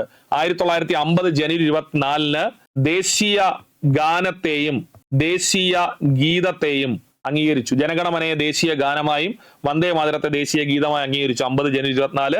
ഭരണഘടന നിലവിൽ വന്നു 1950 ജനുവരി 26. ഈ 10 തീയതിയിൽ ഒരു തീയതി ഉറപ്പായിട്ടും പരീക്ഷയ്ക്ക് ചോദിക്കും. ശ്രദ്ധിച്ച് പഠിച്ചിട്ട് പോവുക. നോക്കൂ, 1946 ഡിസംബർ 6 ഭരണഘടനാ നിയമനിർമ്മാണ സഭ രൂപീകരിക്കപ്പെട്ടു. 1946 ഡിസംബർ 9 ഭരണഘടനാ നിയമനിർമ്മാണ സഭയുടെ ആദ്യ സമ്മേളനം നടന്നു. 1946 ഡിസംബർ 11 രാജേന്ദ്ര പ്രസാദ് സ്ഥിരം അധ്യക്ഷനായി തെരഞ്ഞെടുക്കപ്പെട്ടു. 1946 ഡിസംബർ 13 ജവഹർലാൽ നെഹ്റു ലക്ഷ്യപ്രഖ്യാപന നയം അവതരിപ്പിച്ചു. 1947 ജനുവരി 22 ലക്ഷ്യപ്രഖ്യാപന നയത്തെ ആമുഖമായി അംഗീകരിക്കുന്നു. 1947 ജൂലൈ 22 ത്രിവർണ പതാകയെ ദേശീയ പതാകയെ അംഗീകരിക്കുന്നു. 1947 ഓഗസ്റ്റ് 29 കരട് കമ്മിറ്റി നിലവിൽ വരുന്നു. 1949 നവംബർ 26 ഭരണഘടന അംഗീകരിക്കുന്നു. 50 ജനുവരി 24 ജനഗണമന ദേശീയ ഗാനം വന്ദേ മാതരം ദേശീയ ഗീതം. 50 ജനുവരി 26 ഭരണഘടന നിലവിൽ വന്നു. ക്ലിയർ ആണ്?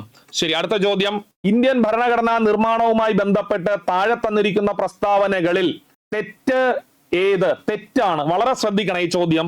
വുമൺ സിവിൽ എക്സൈസ് ഓഫീസർ 2024 പരീക്ഷയ്ക്ക് ചോദിച്ചതാണ്. 1. ഭരണഘടന ഹിന്ദിയിലും ഇംഗ്ലീഷിലും എഴുതണമെന്ന നിർദ്ദേശം അംഗീകരിച്ചത് 47 ജനുവരിയിൽ നടന്ന സമ്പൂർണ്ണ സമ്മേളനത്തിലാണ്. ശരിയാണ് കേട്ടോ. 47 ജനുവരിയിൽ നടന്ന സമ്പൂർണ്ണ സമ്മേളനത്തിലാണ് ഭരണഘടന ഹിന്ദിയിലും ഇംഗ്ലീഷിലും എഴുതണമെന്ന നിർദ്ദേശം മുന്നോട്ട് വെച്ചത് അല്ലെങ്കിൽ അംഗീകരിച്ചത്.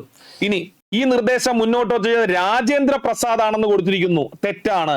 നമ്മൾ ആ കാലഘട്ടത്തിലുള്ള ആർട്ടിക്കിളുകളും അല്ലെങ്കിൽ ആ സമയത്തുള്ള മറ്റു നോട്ടുകളും റെഫർ ചെയ്താൽ മനസ്സിലാവും. ഈ ആശയം മുന്നോട്ട് വെച്ചത് ജവഹർലാൽ നെഹ്റു ആണ്. ഹിന്ദിയിലും ഇംഗ്ലീഷിലും വേണം എന്നുള്ള ആശയം മുന്നോട്ട് വയ്ക്കുന്നത്. ഇനി ലക്ഷ്യപ്രമേയം അംഗീകരിച്ചത് ഈ സമ്പൂർണ്ണ സമ്മേളനത്തിലൂടെയാണ്. 1947 ജനുവരിയിൽ നടന്ന സമ്മേളനത്തിലില്ലേ, അതിലാണ് ലക്ഷ്യപ്രഖ്യാപനം അംഗീകരിക്കുന്നത്. അതാണ് പിന്നീട് ആമുഖമായി മാറാൻ തീരുമാനിക്കുന്നത്. ലക്ഷ്യപ്രമേയത്തെ ജവഹർലാൽ നെഹ്റു എതിർത്തു എന്ന് കൊടുത്തിരിക്കുന്നു. നമ്മൾ പഠിച്ചു ലക്ഷ്യപ്രമേയം അവതരിപ്പിച്ചത് തന്നെ നെഹ്റു ആണ്. അങ്ങനെയാണെങ്കിൽ തെറ്റ് 2ഉം 4ഉം ആണ്. ഓപ്ഷൻ എ ആണ്. 2ഉം തെറ്റാണ്, 4ഉം തെറ്റാണ്. ക്ലിയർ ആണ്? ശരി, ഇനി അടുത്ത ചോദ്യം. നമ്മുടെ ഭരണഘടനാ നിർമ്മാണ സഭയിൽ, പൂർണ്ണമായിട്ട് ശ്രദ്ധിക്കുക, നമ്മുടെ ഭരണഘടനാ നിർമ്മാണ സഭയിൽ ഈ 1947 1949 നവംബർ 26 ദിവസം ഇതിനാൽ ഭരണഘടനയെ സ്വീകരിക്കുകയും നിയമമാക്കുകയും നമുക്ക് തന്നെ പ്രദാനം ചെയ്യുകയും ചെയ്യുന്നു. ഇന്ത്യൻ ഭരണഘടനയുടെ ഏതു ഭാഗവുമായി ബന്ധപ്പെട്ട വാചകമാണ് മുകളിൽ നൽകിയിരിക്കുന്നത്? വളരെ ബേസ് ആയിട്ടുള്ള ചോദ്യം, ഒന്നുകൂടി ശ്രദ്ധിച്ചോ. നമ്മുടെ ഭരണഘടനാ നിർമ്മാണ സഭയിൽ ഈ 1949 നവംബർ 26 ഭരണഘടനയെ സ്വീകരിക്കുകയും നിയമമാക്കുകയും നമുക്ക് തന്നെ പ്രദാനം ചെയ്യുകയും ചെയ്യുന്നു എന്ന് പരാമർശിക്കുന്നത് എവിടെ? ഒരുവിധം PSC പഠിക്കുന്ന എല്ലാ കുട്ടികൾക്കും അറിയാം, ഇന്ത്യൻ ഭരണഘടനയുടെ ആമുഖത്തിലാണ്. ഇത് 2025 മെയ് മാസം നടന്ന പരീക്ഷയിൽ ചോദിച്ച ചോദ്യമാണ്. സിവിൽ എക്സൈസ് ഓഫീസർ പരീക്ഷയ്ക്ക് ചോദിച്ചതാണ്. അപ്പൊ ഉത്തരം ആമുഖം. അപ്പൊ ആമുഖം നമ്മൾ പഠിച്ചിട്ട് പോവുക. സ്ഥിരമായിട്ട് ആമുഖത്തിൽ നിന്ന് ചോദിക്കുന്ന +2 നിലവാരമുള്ള പോയിന്റുകൾ ഇവയാണ്. ശ്രദ്ധിച്ചു കേട്ടോ. ഇന്ത്യൻ ഭരണഘടനയ്ക്ക് ഒരു ആമുഖം വേണം എന്ന ആശയം മുന്നോട്ട് വച്ച വ്യക്തി BN റാവു എന്ന വ്യക്തിയാണ്. ഇന്ത്യൻ ഭരണഘടനയ്ക്ക് ഒരു ആമുഖം വേണം എന്ന ആശയം മുന്നോട്ട് വെച്ച വ്യക്തി BN റാവു ആണ്. എന്നാൽ ആമുഖം എന്ന ആശയം ഇന്ത്യ കടമെടുത്തത് USA-യിൽ നിന്നാണ്, അമേരിക്കയിൽ നിന്നാണ് ആമുഖം എന്ന ആശയം ഇന്ത്യ കടമെടുത്തത്. ആമുഖത്തോടുകൂടി ആരംഭിക്കുന്ന ഭരണഘടന തയ്യാറാക്കിയ ആദ്യത്തെ രാജ്യം USA ആണ്. അപ്പൊ നിങ്ങൾ ആലോചിക്കൂ, ഇന്ത്യൻ ഭരണഘടനയ്ക്ക് ഒരു ആമുഖമുണ്ട്. ആമുഖം എന്ന ആശയം ഇന്ത്യ കടമെടുത്തിരിക്കുന്നത് USA-യിൽ നിന്നാണ്. USA-യുടെ പ്രത്യേകത, ആമുഖത്തോടു കൂടി ആരംഭിക്കുന്ന ഭരണഘടന തയ്യാറാക്കിയ ആദ്യത്തെ രാജ്യമാണ് USA. ഓക്കെ, അപ്പൊ പരീക്ഷയ്ക്ക് ചോദിക്കും ആമുഖം നിലവിൽ വന്ന തീയതി. ഡൗട്ട് അടിക്കല്ലേടെ, ഭരണഘടന നിലവിൽ വന്ന തീയതി തന്നെയാണ് ആമുഖം നിലവിൽ വന്നത്. ഇല്ലെങ്കിൽ നമുക്ക് തെറ്റിപ്പോവും. എടുത്തു പറയാണ്, ആമുഖം നിലവിൽ വന്ന എന്ന് ഭരണഘടന നിലവിൽ വരുമ്പോൾ 1950 ജനുവരി 26 ഇന്ത്യൻ ഭരണഘടനയുടെ ആമുഖം തയ്യാറാക്കിയത് ആര്? ജവഹർലാൽ നെഹ്റു ആണ് ഇന്ത്യൻ ഭരണഘടനയുടെ ആമുഖം തയ്യാറാക്കിയത്. അതുകൊണ്ട് ആമുഖത്തിന്റെ ശില്പി എന്നറിയപ്പെടുന്നതും ജവഹർലാൽ നെഹ്റു ആണ്. എന്തുകൊണ്ടാണ് ആമുഖത്തിന്റെ ശില്പി എന്ന് ജവഹർലാൽ നെഹ്റുവിനെ വിശേഷിപ്പിക്കുന്നത്? വേറൊന്നും കൊണ്ടല്ല, ഇന്ത്യൻ ഭരണഘടനയുടെ ആമുഖത്തിന് അടിസ്ഥാനമായ ലക്ഷ്യപ്രമേയം അവതരിപ്പിച്ചത് ജവഹർലാൽ നെഹ്റു ആണ്. ഇന്ത്യൻ ഭരണഘടനയുടെ ആമുഖത്തിന് അടിസ്ഥാനമായ ലക്ഷ്യപ്രമേയം അവതരിപ്പിച്ചത് ജവഹർലാൽ നെഹ്റു ആണ്. ലക്ഷ്യപ്രമേയം അവതരിപ്പിച്ച തീയതി പരീക്ഷയ്ക്ക് ചോദിക്കും. 1946 ഡിസംബർ 13 ജവഹർലാൽ നെഹ്റു ലക്ഷ്യപ്രമേയം അവതരിപ്പിച്ച തീയതി 1946 ഡിസംബർ 13. ജവഹർലാൽ നെഹ്റു ലക്ഷ്യപ്രമേയം അവതരിപ്പിച്ച തീയതി 1946 ഡിസംബർ 13. ഓക്കെ, പരീക്ഷയ്ക്ക് ചോദിക്കും അവതരിപ്പിച്ചത് ആരെന്ന് ചോദിച്ചാൽ ജവഹർലാൽ നെഹ്റു ആണ്. ഇതാണ് പിന്നീട് ഇന്ത്യൻ ഭരണഘടനയുടെ ആമുഖമായി മാറിയത്. അതുകൊണ്ട് ആമുഖത്തിന്റെ ശില്പി എന്ന് ജവഹർലാൽ നെഹ്റുവിനെ വിശേഷിപ്പിക്കുന്നു. തീയതി 46 ഡിസംബർ 13. ലക്ഷ്യപ്രഖ്യാപന നയം അവതരിപ്പിച്ചതിനെ തുടർന്ന് അദ്ദേഹം ഇന്ത്യൻ ഭരണഘടനയുടെ ആമുഖത്തിന്റെ ശില്പി എന്നറിയപ്പെടുന്നു. ആമുഖം ആരംഭിക്കുന്നത് ഇങ്ങനെയാണ്: we the people of India. പരീക്ഷയ്ക്ക് ചോദിക്കുക, ചിലപ്പം ഉറപ്പായിട്ട് ചോദിക്കുക, തെറ്റിക്കരുതേ. ഇന്ത്യൻ ഭരണഘടനയുടെ ആമുഖം ആരംഭിക്കുന്നത് എങ്ങനെ? ഇന്ത്യൻ ഭരണഘടനയുടെ ആമുഖം ആരംഭിക്കുന്നത് എങ്ങനെ? We the people of India എന്ന വാക്കുകളോടുകൂടി. നാം ഭാരതത്തിലെ ജനങ്ങൾ, നാം ഭാരതത്തിലെ ജനങ്ങൾ എന്ന വാക്കോടുകൂടിയാണ് ഇന്ത്യൻ ഭരണഘടനയുടെ ആമുഖം ആരംഭിക്കുന്നത്. ആമുഖത്തിൽ പരാമർശിക്കുന്ന ലക്ഷ്യങ്ങൾ പരീക്ഷയ്ക്ക് ചോദിക്കും. ഇന്ത്യൻ ഭരണഘടനയുടെ ആമുഖത്തിൽ പരാമർശിക്കുന്ന ലക്ഷ്യങ്ങൾ നിങ്ങൾ ആദ്യം മുദ്രാവാക്യം പോലെ പഠിക്കുക. സ്വാതന്ത്ര്യം, സമത്വം, സാഹോദര്യം, ഇങ്ങനെ പഠിക്കുക. എന്നിട്ട് ആദ്യം നീതി എന്ന് എഴുതുക. ഇതിന്റെ ഓർഡർ ആയിരിക്കും ചോദിക്കുന്നത്. കേട്ടോ, ശ്രദ്ധിച്ചോ. നീതി, സ്വാതന്ത്ര്യം, സമത്വം, സാഹോദര്യം. ഒന്നുകൂടി, നീതി, സ്വാതന്ത്ര്യം, സമത്വം, സാഹോദര്യം. ആമുഖത്തിൽ പരാമർശിക്കുന്ന ലക്ഷ്യങ്ങൾ, ഇന്ത്യൻ ഭരണഘടനയുടെ ആമുഖത്തിൽ പരാമർശിക്കുന്ന ലക്ഷ്യങ്ങൾ നീതി, സ്വാതന്ത്ര്യം, സമത്വം, സാഹോദര്യം. ഇതാണ് ഭരണഘടനയുടെ ആമുഖത്തിൽ പരാമർശിക്കുന്ന ലക്ഷ്യങ്ങൾ.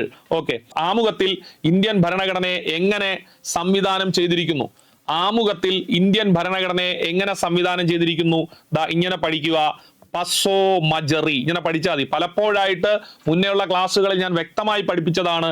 ഇന്ത്യൻ ഭരണഘടനയുടെ ആമുഖത്തിൽ ഇന്ത്യയെ എങ്ങനെ സംവിധാനം ചെയ്തിരിക്കുന്നു. പസോ മജറി, വാക്ക് ശ്രദ്ധിക്കുക. പസോ മജറി, പരമാധികാര, സോഷ്യലിസ്റ്റ്, മതേതര, ജനാധിപത്യ, റിപ്പബ്ലിക്. ഒന്നുകൂടി ശ്രദ്ധിക്കുക.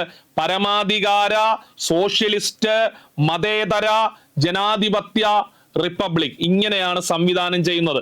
ഇത് പരീക്ഷയ്ക്ക് ചോദിക്കേ. ഇനി ഭരണഘടനയുടെ ആമുഖത്തിൽ നമ്മുടെ ലക്ഷ്യങ്ങൾ എന്തൊക്കെയെന്ന് ചോദിച്ചാൽ നീതി, സ്വാതന്ത്ര്യം, സമത്വം, സാഹോദര്യം. പക്ഷെ ഇന്ത്യ സംവിധാനം ചെയ്തിരിക്കുന്നത് പസോ മജറി. ചിലപ്പോൾ ഇതിന്റെ ഓർഡർ ആയിരിക്കും ചോദിക്കുന്നത്. പസോ മജറി എന്നുള്ളത് ആമുഖത്തിൽ പരാമർശിക്കുന്ന ഒരേ ഒരു തീയതി 1949 നവംബർ 26. ഇന്ത്യൻ ഭരണഘടനയുടെ ആമുഖത്തിൽ പരാമർശിക്കുന്ന ഒരേ ഒരു തീയതി 1949 നവംബർ 26. അത് എവിടെയാണ് പരാമർശിക്കുന്നത്? നോക്കൂ, ഈ ചോദ്യത്തിൽ തന്നെ പറയുന്നില്ലേ, ആമുഖത്തിന്റെ ഒരു ഭാഗമാണ് ഈ ചോദ്യത്തിൽ കൊടുത്തിരിക്കുന്നത്. നമ്മുടെ ഭരണഘടനാ നിർമ്മാണ സഭയിൽ ഈ 1949 നവംബർ 26 ദിവസം ഇതിനാൽ ഭരണഘടനയെ സ്വീകരിക്കുകയും നിയമമാക്കുകയും നമുക്ക് തന്നെ പ്രദാനം ചെയ്യുകയും ചെയ്യുന്നു. അങ്ങനെ ആമുഖത്തിൽ പറയുന്നുണ്ടല്ലോ. അപ്പൊ ആമുഖത്തിൽ മെൻഷൻ ചെയ്യുന്ന ഒരേ ഒരു വർഷവും ദിവസവും 49 നവംബർ 26. ക്ലിയർ ആണ്? ശരി. അതിനുശേഷം നമ്മൾ പഠിക്കുന്നത് ആമുഖത്തിന്റെ ഭേദഗതിയാണ്. നിങ്ങൾ പഠിച്ചതാണ്, ഇതൊരു റിവിഷൻ ക്ലാസ് ആണ്, നമുക്ക് വലിച്ചു നീട്ടാൻ പറ്റില്ല. പഠിച്ച കുട്ടികൾക്ക് ഒരു റിവിഷൻ അല്ലെങ്കിൽ പരീക്ഷയ്ക്ക് പോണതിന് തൊട്ട് മുമ്പ് നോക്കാനുള്ള ഒരു ക്ലാസ്, അതാണ് ഈ എക്സാം എക്സ്പ്രസ് എന്നതുകൊണ്ട് ഉദ്ദേശിക്കുന്നത്. ഭേദഗതി, ഇന്ത്യൻ ഭരണഘടനയുടെ ആമുഖം ഒരു തവണ മാത്രമാണ് ഭേദഗതി ചെയ്തിട്ടുള്ളത്. ഇന്ത്യൻ ഭരണഘടനയുടെ ആമുഖം ഇതുവരെ എത്ര തവണ ഭേദഗതി ചെയ്യപ്പെട്ടിട്ടുണ്ടെന്ന് ചോദിച്ചാൽ ഒരേ ഒരു തവണ, ഒരൊറ്റ തവണ മാത്രമാണ് ഇന്ത്യൻ ഭരണഘടനയുടെ ആമുഖം ഭേദഗതി ചെയ്തിട്ടുള്ളത്. അത് 1976 42-ാം ഭേദഗതിയെ തുടർന്നാണ്. 1976 42-ാം ഭേദഗതി 3 വാക്കുകൾ ആമുഖത്തിൽ കൂട്ടിച്ചേർത്തു. പരീക്ഷയ്ക്ക് ചോദിക്കേ. അപ്പോ ഭേദഗതി എന്താണെന്ന് അറിയാലോ. ഭരണഘടനയിൽ വരുത്തുന്ന മാറ്റങ്ങളെ വിളിക്കുന്ന പേരാണ് ഭേദഗതി. ശ്രദ്ധിക്ക്, ഭരണഘടനയിൽ വരുത്തുന്ന മാറ്റങ്ങളെ വിളിക്കുന്ന പേരാണ് ഭേദഗതി. ഇന്ത്യൻ ഭരണഘടനയുടെ ആമുഖം ഒരേ ഒരു തവണ മാത്രമാണ് ഭേദഗതി ചെയ്തിട്ടുള്ളത്. അത് 76 42-ാം ഭേദഗതിയിലൂടെയാണ്. 3 വാക്കുകൾ കൂട്ടിച്ചേർത്തു. ഏതൊക്കെ? സോഷ്യലിസം, മതേതരത്വം, അഖണ്ഡത. ഒന്നുകൂടി പറയുന്നു, സോഷ്യലിസം, മതേതരത്വം, അഖണ്ഡത എന്നീ വാക്കുകൾ കൂട്ടിച്ചേർത്തു. അന്നത്തെ പ്രധാനമന്ത്രി ഇന്ദിരാഗാന്ധി ആയിരുന്നു. രാഷ്ട്രപതി ഫക്രുദ്ദീൻ അലി അഹമ്മദ് ആയിരുന്നു. 42-ാം ഭേദഗതി നിലവിൽ വന്നത് 1977 ജനുവരി മാസം 3-ാം തീയതിയാണ്. 1977 ജനുവരി 3-ാം തീയതിയാണ് നിലവിൽ വന്നത്. Okay, next. ഈ ചോദ്യം നിങ്ങൾക്ക് സ്ക്രീനിൽ എത്രമാത്രം ക്ലാരിറ്റി വരുമെന്ന് എനിക്ക് അറിയില്ല, ഒന്ന് സൂം ചെയ്തോ. ആമുഖത്തെ കുറിച്ച് ഒരാളുടെ അഭിപ്രായമാണ്. എന്താണ്? ആമുഖം ഒരു പ്രഖ്യാപനത്തെക്കാൾ കൂടുതലാണ്. ആമുഖം എന്ന് പറയുന്നത് വെറും ഒരു പ്രഖ്യാപനമല്ല, അതിനേക്കാൾ കൂടുതലാണ്. നമ്മുടെ ഭരണഘടനയുടെ ആത്മാവാണ്, നമ്മുടെ രാഷ്ട്രീയ സമൂഹത്തിന്റെ മാതൃകയാണ്. ഒരു വിപ്ലവത്തിനല്ലാതെ മറ്റൊന്നിനെ മാറ്റാൻ കഴിയാത്ത ഒരു ദൃഢനിശ്ചയം അതിൽ അടങ്ങിയിരിക്കുന്നു. ഏതിൽ? ആമുഖത്തിൽ. അപ്പൊ ആമുഖത്തെ കുറിച്ച് ഒരാൾ പറയുന്നത് ഇങ്ങനെയാണ്: ആമുഖം ഒരു റെസൊല്യൂഷനേക്കാൾ വലുതാണ്, ഒരു പ്രഖ്യാപനത്തെക്കാൾ വലുതാണ്. അത് നമ്മുടെ ഭരണഘടനയുടെ ആത്മാവാണ്, നമ്മുടെ രാഷ്ട്രീയ സമൂഹത്തിന്റെ മാതൃകയാണ്. ഒരു വിപ്ലവത്തിനല്ലാതെ മറ്റൊന്നിനും മാറ്റാൻ കഴിയാത്ത ഒരു ദൃഢനിശ്ചയം അതിനകത്ത് ഉൾക്കൊണ്ടിരിക്കുന്നു. ആരുടെ വാക്കുകളാണ്? തെറ്റിക്കരുതേ. വുമൺ സിവിൽ എക്സൈസ് ഓഫീസർ 2024 നടന്ന പരീക്ഷയ്ക്ക് ചോദിച്ചാണ്, ജസ്റ്റിസ് ഹിദായത്തുള്ള. അപ്പോൾ നമുക്ക് ആമുഖവുമായി ബന്ധപ്പെട്ട ചില വിശേഷണങ്ങൾ പഠിക്കാം. അല്ലാടി കൃഷ്ണസ്വാമി അയ്യർ പരീക്ഷയ്ക്ക് ചോദിക്കേ. അല്ലാടി കൃഷ്ണസ്വാമി അയ്യർ പറഞ്ഞത്, നമ്മുടെ ഭരണഘടനയുടെ ആമുഖം നമ്മൾ ഇത്രയും കാലം ചിന്തിച്ചതോ സ്വപ്നം കണ്ടതോ ആണ് പ്രകടിപ്പിക്കുന്നത്. പരീക്ഷയ്ക്ക് ചോദിക്കും, നമ്മൾ ഇത്രയും കാലം ചിന്തിച്ചതും സ്വപ്നം കണ്ടതും പ്രകടിപ്പിക്കുന്നതാണ് ആമുഖം എന്ന് പറഞ്ഞ ആള് അല്ലാടി കൃഷ്ണസ്വാമി അയ്യർ. അല്ലാടി കൃഷ്ണസ്വാമി അയ്യർ. കെ മുൻഷി പറഞ്ഞത്, നമ്മുടെ പരമാധികാര ജനാധിപത്യ റിപ്പബ്ലിക്കിന്റെ ജാതകം, അതായത് ഇന്ത്യയുടെ രാഷ്ട്രീയ ജാതകം. ഏറ്റവും കൂടുതൽ തവണ ചോദിച്ച ചോദ്യം. ഇന്ത്യൻ ഭരണഘടനയുടെ ആമുഖത്തെ ഇന്ത്യയുടെ രാഷ്ട്രീയ ജാതകം എന്ന് വിശേഷിപ്പിച്ചത് ആരെ? K M Munshi. ഇന്ത്യൻ ഭരണഘടനയുടെ ആമുഖത്തെ ഇന്ത്യയുടെ രാഷ്ട്രീയ ജാതകം എന്ന് വിശേഷിപ്പിച്ചത് ആര്? K M Munshi. അല്ലാടി കൃഷ്ണസ്വാമി അയ്യർ വിശേഷിപ്പിച്ചത്, നമ്മൾ ഇത്രയും കാലം ചിന്തിച്ചത് സ്വപ്നം കണ്ടത് എന്താണോ അതാണ് ആമുഖം. ഇനി താക്കൂർ ദാസ് ഭാർഗവ പരീക്ഷയ്ക്ക് ചോദിക്കും.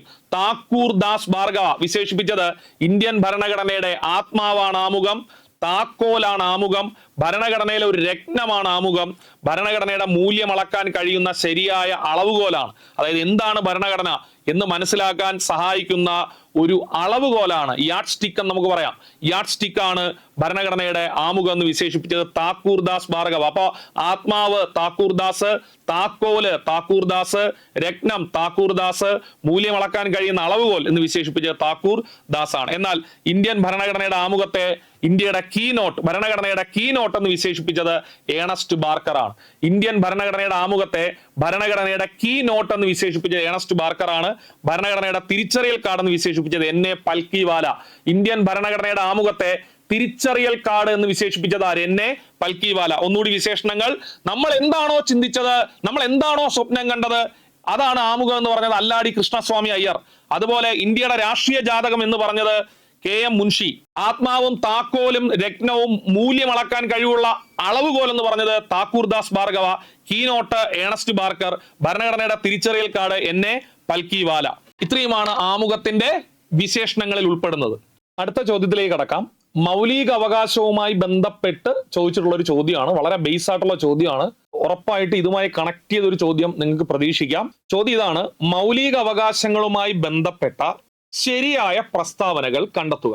മൗലിക അവകാശങ്ങളുമായി ബന്ധപ്പെട്ട് നമ്മൾ ഈ ചോദ്യം പഠിക്കുന്ന, ഈ ചോദ്യത്തിന്റെ ഉത്തരം കണ്ടെത്തുന്നതിന് മുമ്പ് നമുക്ക് മൗലികാവകാശങ്ങളുമായി ബന്ധപ്പെട്ട് 10th +2 ലെവൽ പരീക്ഷകൾക്ക് ചോദിക്കുന്ന ബേസിക് ആയിട്ടുള്ള ഫാക്ടുകൾ പഠിച്ചിട്ട് വരാം. ഒന്ന്, ഒരു പൗരന്റെ അടിസ്ഥാനപരമായ അവകാശങ്ങളാണ് മൗലിക അവകാശങ്ങൾ എന്ന് പറയുന്നത്. ഒരു പൗരന് ഒഴിച്ചുകൂടാൻ പറ്റാത്ത അല്ലെങ്കിൽ അയാൾക്ക് ഉറപ്പായിട്ട് ലഭ്യമാക്കേണ്ട അവകാശങ്ങളാണ് മൗലിക അവകാശങ്ങൾ. കൃത്യമായി പറയുന്നുണ്ട്, ഒരു വ്യക്തിക്ക് ഒരു കാരണവശാലും നിഷേധിക്കപ്പെടാൻ പാടില്ലാത്ത അവകാശങ്ങളാണ് മൗലിക അവകാശങ്ങൾ. ഭരണഘടനയിൽ ഇത് പ്രത്യേക തരത്തിൽ സംരക്ഷിച്ചിട്ടുണ്ട് എന്ന് ടെക്സ്റ്റ് ബുക്കിൽ കൊടുത്തിരിക്കുന്നത്. എന്താണ് ഉദ്ദേശിക്കുന്നത്? നമ്മുടെ ഭരണഘടനയിൽ കൃത്യമായിട്ട് മൗലിക അവകാശങ്ങൾ എന്നൊരു ഭാഗം പോലും ഉൾപ്പെടുത്തിയിട്ടുണ്ട്.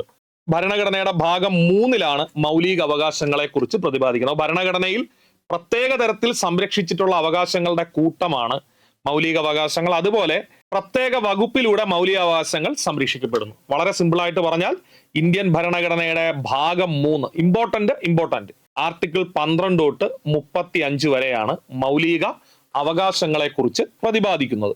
നെക്സ്റ്റ് നമുക്ക് അടുത്ത പോയിന്റിലേക്ക് കടക്കാം. ഗവൺമെന്റിന് പോലും ഇവ ലംഘിക്കുവാൻ പാടില്ല എന്ന് ഭരണഘടന നിർദ്ദേശിക്കുന്നു. അതായത് നമുക്കറിയാം, നമ്മുടെ ഗവൺമെന്റിന്റെ ഘടകങ്ങൾ എന്ന് പറയുന്നത് 3 നിയമനിർമ്മാണ വിഭാഗം, കാര്യനിർവഹണ വിഭാഗം, നീതിന്യായ വിഭാഗം. ഇങ്ങനെ 3 വിഭാഗങ്ങളായിട്ട് ഗവൺമെന്റിനെ തിരിച്ചിട്ടുണ്ട്.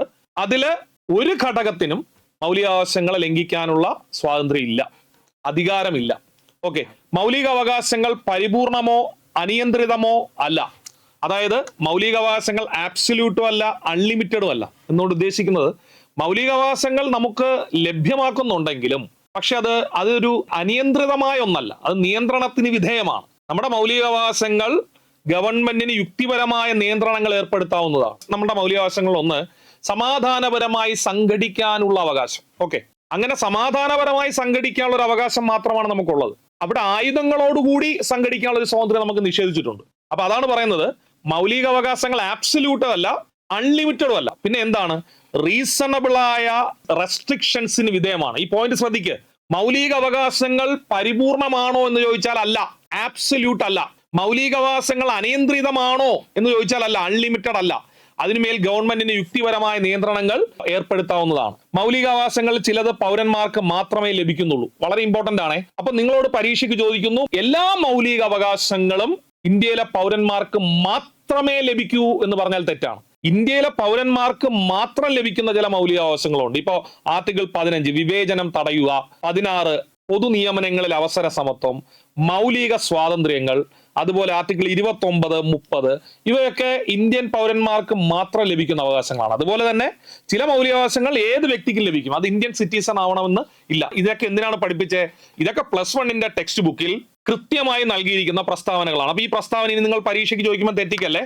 ഒരു പൗരന്റെ അടിസ്ഥാനപരമായ അവകാശങ്ങളാണ് മൗലിക അവകാശങ്ങൾ. ഒരു വ്യക്തിക്ക് ഒരു കാരണവശാലും നിഷേധിക്കപ്പെടാൻ പാടില്ലാത്ത അവകാശങ്ങളാണ് മൗലിക അവകാശങ്ങൾ. ഭരണഘടനയിൽ പ്രത്യേക തരത്തിൽ സംരക്ഷിച്ചിട്ടുള്ള അവകാശങ്ങളുടെ കൂട്ടമാണ് മൗലിക അവകാശങ്ങൾ. അതുപോലെ പ്രത്യേക വകുപ്പിലൂടെ മൗലികാവകാശങ്ങൾ സംരക്ഷിക്കപ്പെടുകയും ചെയ്യുന്നു. ഗവൺമെന്റിന് പോലും ഇവ ലംഘിക്കുവാൻ പാടില്ല എന്ന് ഭരണഘടന നിർദ്ദേശിക്കുന്നു. മൗലികാവകാശങ്ങൾ ഒരിക്കലും പരിപൂർണമല്ല, അനിയന്ത്രിതമല്ല, യുക്തിപരമായ നിയന്ത്രണങ്ങൾക്ക് വിധേയമാണ് മൗലികാവകാശങ്ങൾ. ചില മൗലികാവകാശങ്ങൾ പൗരന്മാർക്ക് മാത്രമേ ലഭിക്കുകയുള്ളൂ, എന്നാൽ ചിലത് എല്ലാ വ്യക്തികൾക്കും ലഭിക്കും. Okay, important points. മൗലിക അവകാശങ്ങൾ എന്ന ആശയം ഇന്ത്യ കടമെടുത്തിരിക്കുന്നത് എവിടെ നിന്ന്? പരീക്ഷയ്ക്ക് ചോദിക്കുക, USA നിന്നാണ്. മൗലിക അവകാശങ്ങൾ എന്ന ആശയം ഇന്ത്യ കടമെടുത്തിരിക്കുന്നത് USA നിന്നാണ്. മൗലികാവകാശങ്ങൾ ഇന്ത്യൻ ഭരണഘടനയുടെ 3ാമത്തെ ഭാഗത്തിൽ വരുന്നു. ആർട്ടിക്കിൾ 12 മുതൽ 35 വരെ മൗലിക അവകാശങ്ങളെ കുറിച്ച് പ്രതിപാദിക്കുന്നു. ആർട്ടിക്കിൾ 12 തൊട്ട് 35 വരെ മൗലികാവകാശങ്ങളെ കുറിച്ച് പ്രതിപാദിക്കുന്നു. മൗലികാവകാശങ്ങളുടെ സംരക്ഷകൻ എന്നറിയപ്പെടുന്നത് സുപ്രീം കോടതിയാണ്. മൗലിക അവകാശങ്ങളുടെ സംരക്ഷകൻ പരീക്ഷയ്ക്ക് ചോദിക്കേ, സുപ്രീം കോടതി. മൗലിക അവകാശങ്ങളുടെ സംരക്ഷണത്തിനുള്ള ഉപകരണം എന്നറിയപ്പെടുന്നത് റിട്ടുകളാണ്. മൗലികാവകാശങ്ങൾ സംരക്ഷിക്കാൻ വേണ്ടി സുപ്രീം കോടതിയും ഹൈക്കോടതിയും പുറപ്പെടുവിക്കുന്ന റിട്ടുകളാണ് മൗലികാവകാശങ്ങളുടെ സംരക്ഷണത്തിനുള്ള ഉപകരണം എന്നറിയപ്പെടുന്നത്. റദ്ദ് ചെയ്യാനുള്ള സാഹചര്യം അടിയന്തരാവസ്ഥ. മൗലികാവകാശങ്ങൾ റദ്ദ് ചെയ്യാനുള്ള സാഹചര്യം എന്ന് വെച്ചാൽ അടിയന്തരാവസ്ഥയാണ്. റദ്ദ് ചെയ്യാനുള്ള അധികാരം ഇന്ത്യയുടെ പ്രസിഡന്റാണ്. മൗലിക അവകാശങ്ങൾ റദ്ദ് ചെയ്യാനുള്ള അധികാരം ഇന്ത്യയുടെ പ്രസിഡന്റിനാണ്. മൗലിക അവകാശങ്ങളുടെ ശില്പി എന്നറിയപ്പെടുന്നത് സർദാർ വല്ലഭായ് പട്ടേലാണ്. മൗലികാവകാശങ്ങളുടെ എണ്ണം, നിലവിൽ ഇന്ത്യൻ ഭരണഘടന ഉറപ്പു നൽകുന്ന മൗലികാവകാശങ്ങൾ 6. ശ്രദ്ധിച്ചു കേക്ക്, ഇന്ത്യൻ ഭരണഘടന നിലവിൽ വരുമ്പോൾ ഉണ്ടായിരുന്ന മൗലികാവകാശങ്ങൾ 7. ഇന്ത്യയുടെ ഭരണഘടന നിലവിൽ വരുമ്പോൾ ഉണ്ടായിരുന്ന മൗലിക അവകാശങ്ങളുടെ എണ്ണം 7. പക്ഷെ ഇപ്പോൾ നിലവിലുള്ളത് 6 ഉള്ളൂ. മൗലിക അവകാശമായിരുന്നതും അതിൽ നിന്ന് നീക്കം ചെയ്യപ്പെട്ടതുമായ അവകാശമാണ് സ്വത്തവകാശം. മൗലിക അവകാശമായിരുന്നു, പക്ഷെ അതിൽ നിന്ന് നീക്കം ചെയ്യപ്പെട്ട അവകാശമാണ് സ്വത്തവകാശം. സ്വത്തവകാശത്തെ നീക്കം ചെയ്തത് 1978 അന്ന് ഇന്ത്യയുടെ പ്രധാനമന്ത്രി മൊറാർജി ദേശായി ആയിരുന്നു. പ്രസിഡന്റ് നീലം സഞ്ജീവ് റെഡ്ഡി ആയിരുന്നു. 44ാമത്തെ ഭേദഗതിയിലൂടെയാണ് സ്വത്തവകാശത്തെ മൗലികാവകാശം നീക്കം ചെയ്തത്. ഇനി മൗലികാവകാശങ്ങൾ ന്യായവാദത്തിന് അർഹമാണ്. ശ്രദ്ധിച്ചോളേ, മൗലികാവകാശങ്ങൾ ന്യായവാദത്തിന് അർഹമാണ്. അതായത് മൗലികാവകാശങ്ങൾ നമുക്ക് ലഭിച്ചില്ല എങ്കിൽ നമുക്ക് കോടതിയെ സമീപിക്കാം. മൗലിക അവകാശങ്ങൾ ലഭ്യമാകാത്ത സാഹചര്യത്തിൽ ഒരു ഇന്ത്യൻ പൗരന് കോടതിയെ സമീപിക്കുവാൻ കഴിയും. ഈ 10 പോയിന്റ് വളരെ ഇമ്പോർട്ടന്റ് ആണ്. ഒരു മിനിറ്റിൽ മുഴുവനായിട്ട് പഠിക്കുക. മൗലിക അവകാശങ്ങൾ എന്ന ആശയം ഇന്ത്യ കടമെടുത്തത് അമേരിക്കൻ ഭരണഘടനയിൽ നിന്നാണ്. ഭരണഘടനയുടെ ഭാഗം 3 മൗലിക അവകാശങ്ങളെ കുറിച്ച് പറയുന്നത്. ആർട്ടിക്കിൾ 12 തൊട്ട് 35 വരെ മൗലിക അവകാശങ്ങളെ കുറിച്ച് പ്രതിപാദിക്കുന്നു. മൗലികാവകാശങ്ങളുടെ സംരക്ഷകൻ എന്നറിയപ്പെടുന്നത് സുപ്രീം കോടതിയാണ്. മൗലികാവകാശങ്ങൾ സംരക്ഷിക്കുന്നതിനുള്ള ഉപകരണം എന്നറിയപ്പെടുന്ന റിട്ടുകളാണ്. റദ്ദ് ചെയ്യാനുള്ള സാഹചര്യം അടിയന്തരാവസ്ഥയിലാണ്. റദ്ദ് ചെയ്യാനുള്ള അധികാരം പ്രസിഡന്റിനാണ്. മൗലികാവകാശങ്ങളുടെ ശില്പി എന്നറിയപ്പെടുന്നത് സർദാർ വല്ലഭായ് പട്ടേലാണ്. മൗലികാവകാശങ്ങളുടെ എണ്ണം 6. ന്യായവാദത്തിന് അർഹം ആണ്, അതായത് കോടതിയിലൂടെ നേടിയെടുക്കാൻ കഴിയും. ഓക്കെ, അപ്പൊ നമുക്ക് ഈ ചോദ്യത്തിന്റെ ഉത്തരത്തിലോട്ട് പോയാലോ. മൗലിക അവകാശങ്ങളുമായി ബന്ധപ്പെട്ട ശരിയായ പ്രസ്താവനകൾ കണ്ടെത്തുക. നമ്മുടെ മൗലികാവകാശങ്ങൾ ചിലത് പൗരന്മാർക്ക് മാത്രമേ ലഭിക്കൂ. നമ്മളിന്ന് പഠിച്ചു, മൗലികാവകാശങ്ങൾ എല്ലാം ഇന്ത്യൻ പൗരന്മാർക്ക് മാത്രമല്ല, ചിലത് ഇന്ത്യൻ പൗരന്മാർക്ക് മാത്രമേ ലഭിക്കൂ. ചില മൗലികാവകാശങ്ങൾ ഏത് വ്യക്തിക്കും ലഭിക്കും. ശരിയാണ്. നിയമത്തിന് മുമ്പിൽ തുല്യതയ്ക്കുള്ള അവകാശം ഏത് വ്യക്തിക്കും ലഭിക്കും. അത് ശരിയാണ്. അതായത് ആർട്ടിക്കിൾ 14 പറയുന്നത് നിയമത്തിന് മുന്നിൽ എല്ലാവരും തുല്യരാണ്. അത് എല്ലാ വ്യക്തികൾക്കും അതിന്റെ ആനുകൂല്യം ലഭിക്കും. പൊതു തൊഴിലിന്റെ കാര്യത്തിൽ അവസര സമത്വം ലഭിക്കുന്നത് ഇന്ത്യൻ പൗരന്മാർക്ക് മാത്രമാണ്. പൊതു തൊഴിൽ എന്ന് പറയുന്നത് ആർട്ടിക്കിൾ 15 അത് ഇന്ത്യൻ പൗരന്മാർക്ക് മാത്രമാണ്. ശരിയാണ്. അങ്ങനെയാണെങ്കിൽ ഇതിനകത്ത് പറഞ്ഞ എല്ലാ പ്രസ്താവനയും ശരിയാണ്. 1, 2, 3, 4 ശരിയാണ്. മൗലികാവകാശങ്ങൾ ചിലത് പൗരന്മാർക്ക് മാത്രമേ ലഭിക്കൂ. ശരിയാണ്. ചില മൗലികാവകാശങ്ങൾ ഏത് വ്യക്തികൾക്കും ലഭിക്കും. ശരിയാണ്. നിയമത്തിന് മുമ്പിലുള്ള തുല്യതയ്ക്കുള്ള അവകാശം എല്ലാവർക്കും ലഭിക്കും. ശരിയാണ്. പൊതു തൊഴിലിന്റെ കാര്യത്തിൽ അവസര സമത്വം ലഭിക്കുന്നത് ഇന്ത്യൻ പൗരന്മാർക്ക് മാത്രമാണ്. ശരിയാണ്. അപ്പൊ ഓപ്ഷൻ ഡി ആണ്. ഇനി മൗലികാവകാശം പഠിക്കുമ്പോൾ നമ്മൾ അറിഞ്ഞിരിക്കേണ്ടത് മൗലിക അവകാശങ്ങളിൽ പെടാത്തത് ഏത്. മൗലികാവകാശങ്ങൾ പെടാത്തത് നമുക്ക് വരാം. അതിനു മുമ്പ് ഞാൻ പഠിപ്പിച്ച ഒരു കാര്യത്തിലേക്ക് വരാം. സ്വത്തിനുള്ള അവകാശം നിങ്ങൾ കൃത്യമായി പഠിച്ചോളുക. സ്വത്തിനുള്ള അവകാശം മൗലിക അവകാശമായിരുന്നു, പക്ഷെ ഇപ്പൊ മൗലികാവകാശം അല്ല. 1978 44ാമത്തെ ഭരണഘടനാ ഭേദഗതി പ്രകാരം മൊറാർജി ദേശായി ഇന്ത്യയുടെ പ്രധാനമന്ത്രിയും നീലം സഞ്ജീവ് റെഡ്ഡി ഇന്ത്യയുടെ പ്രസിഡന്റുമായിരുന്നപ്പോൾ സ്വത്തവകാശത്തെ മൗലികാവകാശത്തിൽ നിന്ന് നീക്കം ചെയ്തു. അപ്പൊ സ്വത്തവകാശം മൗലികാവകാശം അല്ല.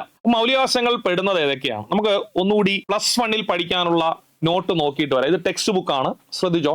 നമുക്ക് 6 മൗലിക അവകാശങ്ങളാണ് ഉള്ളത്. ഇതൊരു റിവിഷൻ ക്ലാസ് ആണ്. ഒരുവിധം പഠിച്ചവരിത് റിവിഷൻ ചെയ്യാൻ വേണ്ടി ഓർക്കുക. 1, സമത്വത്തിനുള്ള അവകാശം. സമത്വത്തിനുള്ള അവകാശം വരുന്നത് ആർട്ടിക്കിൾ 14 തൊട്ട് 18 വരെയാണ് സമത്വത്തിനുള്ള അവകാശം. 2, സ്വാതന്ത്ര്യത്തിനുള്ള അവകാശം 19 മുതൽ 22 വരെ. 3, ചൂഷണത്തിനെതിരെയുള്ള അവകാശം 23ഉം 24. 4, മതസ്വാതന്ത്ര്യത്തിനുള്ള അവകാശം 25, 28. സാംസ്കാരികവും വിദ്യാഭ്യാസപരമായ അവകാശം 29, 30. ഭരണഘടനാ പ്രതിവിധിക്കുള്ള അവകാശം 32. അപ്പൊ എത്ര മൗലിക അവകാശങ്ങളുടെ എണ്ണം നിലവിൽ എത്രയാണ്? 6 മൗലിക അവകാശങ്ങളേ ഉള്ളൂ. 6 മൗലിക അവകാശങ്ങൾ മാത്രമേ ഉള്ളൂ. 1, സമത്വത്തിനുള്ള അവകാശം. പൂർണ്ണമായിട്ട് ശ്രദ്ധിച്ചിരിക്കുക. സമത്വത്തിനുള്ള അവകാശം അതില് 14 മുതൽ 18 വരെയാണ് പറയുന്നത്. അടുത്തത് സ്വാതന്ത്ര്യത്തിനുള്ള അവകാശം 19 തൊട്ട് 22 വരെ. 3, ചൂഷണത്തിനെതിരെയുള്ള അവകാശം 23, 24. മതസ്വാതന്ത്ര്യത്തിനുള്ള അവകാശം 25, 28. സാംസ്കാരികവും വിദ്യാഭ്യാസപരമായ അവകാശം 29, 30. ഭരണഘടന പരിഹാരങ്ങൾക്കുള്ള അവകാശം 32. ഈ നോട്ട് ഞാൻ കുറച്ചും കൂടെ വ്യക്തമാക്കുന്ന രീതിയിൽ അങ്ങോട്ട് പറഞ്ഞു തരാം. 1, സമത്വത്തിനുള്ള അവകാശം. സമത്വത്തിനുള്ള അവകാശം പൂർണ്ണമായിട്ട് പഠിക്കുക. ആർട്ടിക്കിൾ 14 തൊട്ട് 18 വരെ. 1 മാർക്ക് ഇതിന് ഉറപ്പ്. 14 പറയുന്നത് നിയമസമത്വം പ്ലസ് തുല്യ നിയമ പരിരക്ഷ. നിയമസമത്വവും തുല്യ നിയമ പരിരക്ഷയും. ഇംഗ്ലീഷിൽ ഇക്വാളിറ്റി ബിഫോർ ലോയും ഈക്വൽ പ്രൊട്ടക്ഷൻ ഓഫ് ലോയും. ശ്രദ്ധിച്ചോ, ഇക്വാളിറ്റി ബിഫോർ ലോയും ഈക്വൽ പ്രൊട്ടക്ഷൻ ഓഫ് ലോയും. നിയമത്തിന്റെ മുന്നിൽ എല്ലാവരും തുല്യരാണ് എന്ന് പറയുന്ന ആർട്ടിക്കിളാണ് 14.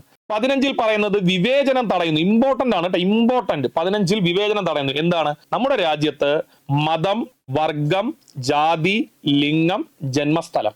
മതം, വർഗം, ജാതി, ലിംഗം, ജന്മസ്ഥലം എന്നതിന്റെ അടിസ്ഥാനത്തിൽ പൗരന്മാരോട് വിവേചനം കാണിക്കരുത് എന്ന് പറയുന്ന ആർട്ടിക്കിളാണ് 15. നിങ്ങൾ ഓർത്തോ, 14 തൊട്ട് 18 വരെയാണ് സമത്വം കേട്ടോ, തെറ്റിക്കല്ലേടെ. 14 തൊട്ട് 18 വരെയാണ് സമത്വം. അതിൽ നിങ്ങൾ സമത്വത്തിൽ വിവേചനം വരുന്നത് എവിടെയാണെന്ന് ചോദിക്കും. 15 വിവേചനം തടയുന്നത് 15. 16 പൊതു നിയമനങ്ങളിലെ അവസര സമത്വം. അതായത് പൊതുജോലികളിൽ അവസര സമത്വം നൽകണം എന്ന് ടെക്സ്റ്റ് ബുക്കിൽ കൊടുത്തിരിക്കുന്നു. പൊതുജോലികളിൽ, അതായത് ഗവൺമെന്റ് ജോലിയിൽ നമുക്ക് അവസരം തരുമ്പോൾ അവിടെ വിവേചനം കാണിക്കാൻ പാടില്ല. മതത്തിന്റെയോ വർഗത്തിന്റെയോ ജാതിയുടെയോ ലിംഗത്തിന്റെ അടിസ്ഥാനത്തിൽ വിവേചനം പാടില്ല എന്ന് പറയുന്നത് ആർട്ടിക്കിൾ 16. ഇവിടെ പൊതുജോലി അല്ലെങ്കിൽ പൊതു നിയമനങ്ങൾ. 17 ഏറ്റവും ഇമ്പോർട്ടന്റ്, നമ്മുടെ രാജ്യത്ത് അയിത്തമില്ലായ്മ ചെയ്യുന്നു. അയിത്തം എന്ന് പറഞ്ഞാൽ ഈ തൊട്ടുകൂടായ്മ, തീണ്ടിക്കൂടായ്മ, അതാണ് അയിത്തം. അപ്പൊ അയിത്ത നിർമ്മാർജ്ജനത്തെ കുറിച്ച് പ്രതിപാദിക്കുന്ന ആർട്ടിക്കിൾ 17. 18 തലക്കെട്ടുകളുടെ നിരോധനം. തലക്കെട്ട് എന്ന് പറഞ്ഞാൽ ഈ ബഹുമതികൾ, നമ്മളെ പേരിനോടൊപ്പം ബഹുമതികൾ ചേർക്കാൻ പാടില്ല. പക്ഷേ അക്കാഡമിക് ബഹുമതികളും മിലിറ്ററി ബഹുമതികളും പേരിനോടൊപ്പം ചേർക്കാം. മറ്റു പദവികളൊന്നും പേരിനോടൊപ്പം ചേർക്കാൻ പാടില്ല എന്ന് പറയുന്നതാണ് 18. അതിനെ സ്ഥാനപ്പേരുകൾ നിർത്തലാക്കൽ എന്നും പറയുന്നത്. എന്താണ് സ്ഥാനപ്പേര് നിർത്തലാക്കൽ? ഞാൻ ഒന്നുകൂടി വളരെ ബ്രീഫ് ചെയ്ത് പറയട്ടെ. ഒന്നാമത്തെ മൗലികാവകാശം ഏതാണ്? സമത്വത്തിനുള്ള അവകാശം. ഒന്നാമത്തെ മൗലിക അവകാശം ഏതാണ്? സമത്വത്തിനുള്ള അവകാശം. എത്ര തൊട്ട് എത്ര വരെ? 14, 18. 14, 18. 14 പറയുന്നു നിയമത്തിന് മുന്നിൽ എല്ലാവരും തുല്യരാണ്, എല്ലാവർക്കും തുല്യ നിയമ പരിരക്ഷയും ലഭിക്കും. 15 പറയുന്നു വിവേചനം തടയുക. 16 പൊതു നിയമനങ്ങളിലെ അവസര സമത്വം. പൊതു നിയമനങ്ങളിൽ അവസര സമത്വം. 17 അയിത്ത നിർമ്മാർജ്ജനം. 17 അയിത്ത നിർമ്മാർജ്ജനം. 18 തലക്കെട്ടുകളുടെ നിരോധനം. 1 മാർക്ക് ഇതിൽ നിന്ന് കിട്ടും. ഓക്കെ, ശരി. രണ്ടാമത്തെ അവകാശം സ്വാതന്ത്ര്യത്തിനുള്ള അവകാശമാണ്. സ്വാതന്ത്ര്യത്തിനുള്ള അവകാശം 19 തൊട്ട് 22 വരെയാണ്. 19 തൊട്ട് 22 വരെ. അതിൽ ആദ്യം ആർട്ടിക്കിൾ 19. ആർട്ടിക്കിൾ 19 6 മൗലിക സ്വാതന്ത്ര്യങ്ങളെ കുറിച്ച് പറയുന്നു. പൂർണ്ണമായിട്ട് ശ്രദ്ധിക്ക്, ഉറപ്പായിട്ട് ഇതിൽ നിന്ന് ചോദ്യം വരും. 6 മൗലിക സ്വാതന്ത്ര്യങ്ങളെ കുറിച്ച് പറയുന്നു. ആർട്ടിക്കിൾ 19 മൗലിക സ്വാതന്ത്ര്യങ്ങൾ. 19 നമ്മൾ എഴുതും 19(1)(a), 19(1)(b), അങ്ങനെ 6 മൗലിക സ്വാതന്ത്ര്യങ്ങളുണ്ട്. അപ്പോ ഞാൻ വളരെ സിമ്പിൾ ആയിട്ട് ഈ 6 ഒന്ന് പറഞ്ഞു തരട്ടെ, നിങ്ങൾക്ക് ഈസി ആയിട്ട് മനസ്സിലാവും. ഒന്ന്, നമ്മുടെ അഭിപ്രായം പറയാനുള്ള സ്വാതന്ത്ര്യം, അതാണ് 19(1)(a). ആയുധങ്ങൾ കൂടാതെ സമാധാനപരമായി സംഘടിക്കാനുള്ള സ്വാതന്ത്ര്യം 19(1)(b). അസോസിയേഷനുകളും യൂണിയനുകളും സംഘടനകളും ഉണ്ടാക്കാനുള്ള സ്വാതന്ത്ര്യം 19(1)(c). ആദ്യത്തെ 3 ഇങ്ങനെയാണേ. നിങ്ങൾക്ക് അഭിപ്രായം പറയാം, അതുപോലെ ഒരേ അഭിപ്രായമുള്ളവർക്ക് അല്ലെങ്കിൽ മറ്റു ആവശ്യങ്ങൾക്ക് വേണ്ടി സമാധാനപരമായി സംഘടിക്കാം, അസോസിയേഷനും യൂണിയനും ഉണ്ടാക്കാം. ഒന്നുകൂടി, അതായത് നമ്മൾ പറയുന്നു നിങ്ങൾക്ക് മോഹൻലാൽ എന്ന നടനെ ഇഷ്ടമാണ്, അത് നിങ്ങളുടെ അഭിപ്രായമാണ്. മോഹൻലാലിന് ഇഷ്ടമുള്ള എല്ലാവരും കൂടെ ചേർന്ന് ഒരു സമാധാനപരമായ ഒരു യോഗം ചേർന്നു, അതാണ് 19(1)(b). സിയിൽ പറയുന്നു മോഹൻലാലിന്റെ ഒരു ഫാൻസ് അസോസിയേഷൻ യൂണിറ്റ് ഉണ്ടാക്കാം. അപ്പം 3 അഭിപ്രായം പറയാം, സമാധാനപരമായി സംഘടിക്കാം, അസോസിയേഷൻ യൂണിയൻ ഉണ്ടാക്കാം. ഓക്കെ, അതിനുശേഷം നമ്മൾ ഇന്ത്യയിൽ എവിടെയും നമുക്ക് ഇന്ത്യയിൽ എവിടെയും സഞ്ചരിക്കാനുള്ള സ്വാതന്ത്ര്യം, ഇന്ത്യയിൽ എവിടെയും സ്ഥിരവാസം താമസിക്കാനുള്ള സ്വാതന്ത്ര്യം, ഏതു തൊഴിലും വ്യാപാര വാണിജ്യ പ്രവർത്തനങ്ങളിൽ ഏർപ്പെടുന്നതിനുള്ള സ്വാതന്ത്ര്യം. അങ്ങനെ 6 സ്വാതന്ത്ര്യമുണ്ട്. 6 സ്വാതന്ത്ര്യമുണ്ട്. പക്ഷെ അതില് ഭരണഘടന തുടക്കത്തിൽ 7 സ്വാതന്ത്ര്യം ഉണ്ടായിരുന്നു. 19(1)(f), ഇങ്ങോട്ട് ശ്രദ്ധിച്ചോ 19(1)(f) കണ്ട, ഇത് സ്വത്ത് സമ്പാദിക്കാനുള്ള സ്വാതന്ത്ര്യമാണ്. ഇത് 1978 44-ാം ഭേദഗതി പ്രകാരം ഇത് ഒഴിവാക്കി. അതിനുശേഷം ഇപ്പൊ 6 ഉള്ളൂ. തുടക്കത്തിൽ 7 7 വരുമ്പം 19(1)(a), b, c, d, e, f, g, അങ്ങനെ G വരെ ഉണ്ടായിരുന്നു. പക്ഷെ ഇതിൽ F ഡിലീറ്റ് ആയി. ഇപ്പൊ 6 ഉള്ളൂ. പക്ഷെ അവസാനം കിടക്കുന്നത് F അല്ല, അവസാനം വരുന്നത് G ആണ്. അപ്പൊ നമുക്ക് എല്ലാ ആർട്ടിക്കിളും ഒന്ന് പറയാം. ഞാൻ പഠിപ്പിക്കുന്ന ഇതാണ്. രണ്ടാമത്തെ മൗലിക അവകാശം 19ാമത്തെ ആർട്ടിക്കിൾ മുതൽ 22ാമത്തെ ആർട്ടിക്കിൾ വരെയാണ്. ശ്രദ്ധിക്കുക, 19ാമത്തെ ആർട്ടിക്കിൾ മുതൽ 22ാമത്തെ ആർട്ടിക്കിൾ വരെയാണ്. 19 പറയുന്നത് 6 മൗലിക സ്വാതന്ത്ര്യങ്ങളെ കുറിച്ചാണ്. 19 പറയുന്നത് 6 മൗലിക സ്വാതന്ത്ര്യങ്ങളെ കുറിച്ചാണ്. അതിൽ 19(1)(a) അഭിപ്രായ പ്രകടനത്തിനും ആശയ പ്രകടനത്തിനുമുള്ള സ്വാതന്ത്ര്യം. 2 സമാധാനപരമായി ആയുധങ്ങൾ കൂടാതെ സംഘടിക്കാനുള്ള സ്വാതന്ത്ര്യം 19(1)(b). 19(1)(c) അസോസിയേഷനുകളും സംഘടനകളും ഉണ്ടാക്കാനുള്ള സ്വാതന്ത്ര്യം.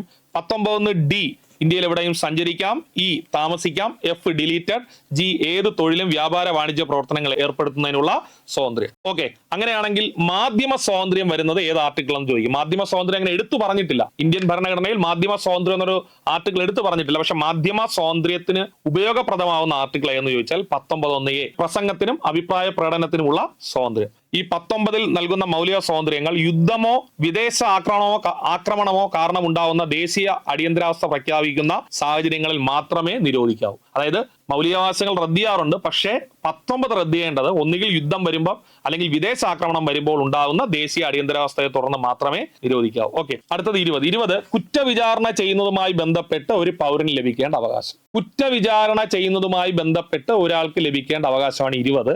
അതിനകത്ത് 3 കാര്യങ്ങളാണ് പറയുന്നത്. ഒന്ന്, ഒരു കുറ്റത്തിന് ഒരു വ്യക്തിയെ 2 തവണ ശിക്ഷിക്കാൻ പാടില്ല. ശ്രദ്ധിച്ചേക്കണേ, ഒരു കുറ്റത്തിന് ഒരു വ്യക്തിയെ 2 തവണ ശിക്ഷിക്കാൻ പാടില്ല. നിയമങ്ങൾ പാസ്സാക്കുമ്പോൾ ക്രിമിനൽ നിയമങ്ങൾ പാസ്സാക്കുമ്പോൾ മുൻകാല പ്രാബല്യം നൽകിക്കൊണ്ട് പാസ്സാക്കാൻ പാടില്ല. അതായത് നമ്മൾ ഇന്നൊരു ക്രിമിനൽ നിയമം കൊണ്ടുവരുന്നു, ഇന്ന് പാസ്സാവുന്നു. ഈ നിയമത്തിന് ഇന്നോ അല്ലെങ്കിൽ നാളെ മുതലേ പ്രാബല്യം കൊടുക്കാവൂ. മുൻകാല പ്രാബല്യം കൊടുത്തുകൊണ്ട് നിയമങ്ങൾ പാസ്സാക്കാൻ പാടില്ല. 3, ഒരു വ്യക്തിയെയും തനിക്കെതിരെ തെളിവുകൾ ഹാജരാക്കാൻ നിർബന്ധിക്കാൻ പാടില്ല. അപ്പൊ എന്നെ അറസ്റ്റ് ചെയ്തു, എന്നെ വിചാരണ ചെയ്യുന്നു, പക്ഷെ എനിക്കെതിരെ തെളിവുകൾ ഹാജരാക്കാൻ എന്നെ നിർബന്ധിക്കാൻ പാടില്ല. അപ്പൊ ഈ 3 കാര്യങ്ങളാണ്. 1, ഒരു വ്യക്തിയെയും ഒരു കുറ്റത്തിനും ഒന്നിലധികം തവണ ശിക്ഷിക്കാൻ പാടില്ല.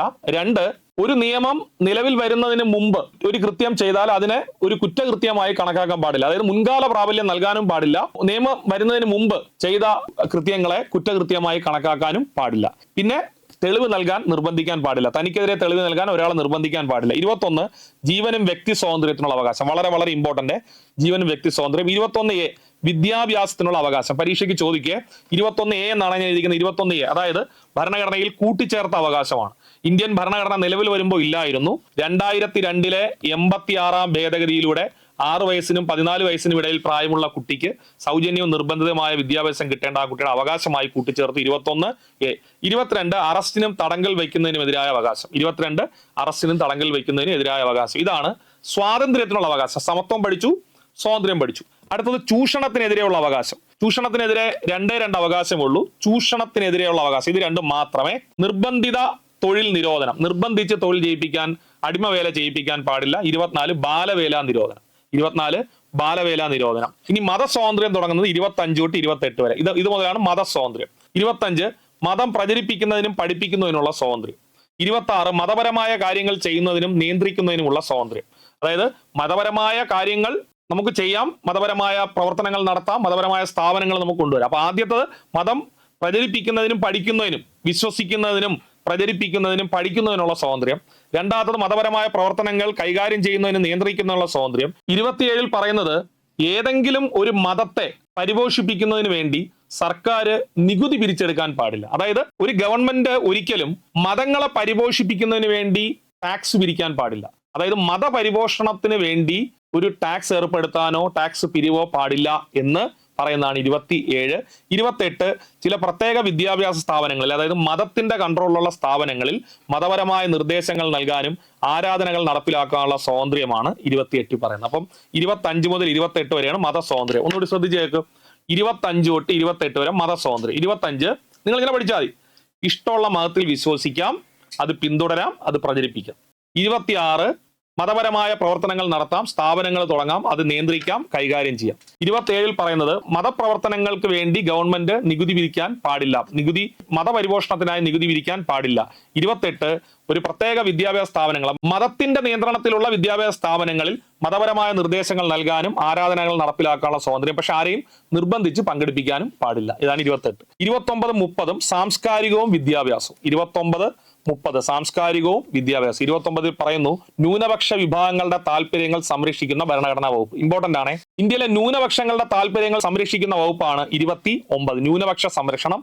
30 ന്യൂനപക്ഷ വിഭാഗങ്ങൾക്ക് സ്വന്തമായിട്ട് വിദ്യാഭ്യാസ സ്ഥാപനങ്ങൾ തുടങ്ങാൻ അനുമതി നൽകുന്നതാണ്. ഇപ്പൊ മതത്തിന്റെയോ അല്ലെങ്കിൽ ഭാഷയുടെയോ ന്യൂനപക്ഷങ്ങളുണ്ടല്ലോ, ആ ന്യൂനപക്ഷങ്ങൾക്ക് സ്വന്തമായിട്ട് വിദ്യാഭ്യാസ സ്ഥാപനങ്ങൾ നടത്തുന്നതിനും അത് മുന്നോട്ട് കൊണ്ടുപോകാനും അനുവാദം കൊടുക്കുന്നതാണ് ആർട്ടിക്കിൾ 30. എന്നാൽ ന്യൂനപക്ഷങ്ങളോട് വിവേചനം കാണിക്കരുതെന്ന് പറയുന്നത് 29. അപ്പോ 29, 30 ആർട്ടിക്കിളുകൾ എന്ന് പറയുന്നത് അല്ലെങ്കിൽ മൗലികാവകാശങ്ങൾ എന്ന് പറയുന്നത് സാംസ്കാരികവും വിദ്യാഭ്യാസപരമായ അവകാശമാണ്. സാംസ്കാരികവും വിദ്യാഭ്യാസം ശ്രദ്ധിച്ച് കേൾക്ക്, ഇത് മാർക്കാണ്. സാംസ്കാരികവും വിദ്യാഭ്യാസപരമായ മൗലികാവകാശം എന്നറിയപ്പെടുന്നത് 29, 30 ആണ്.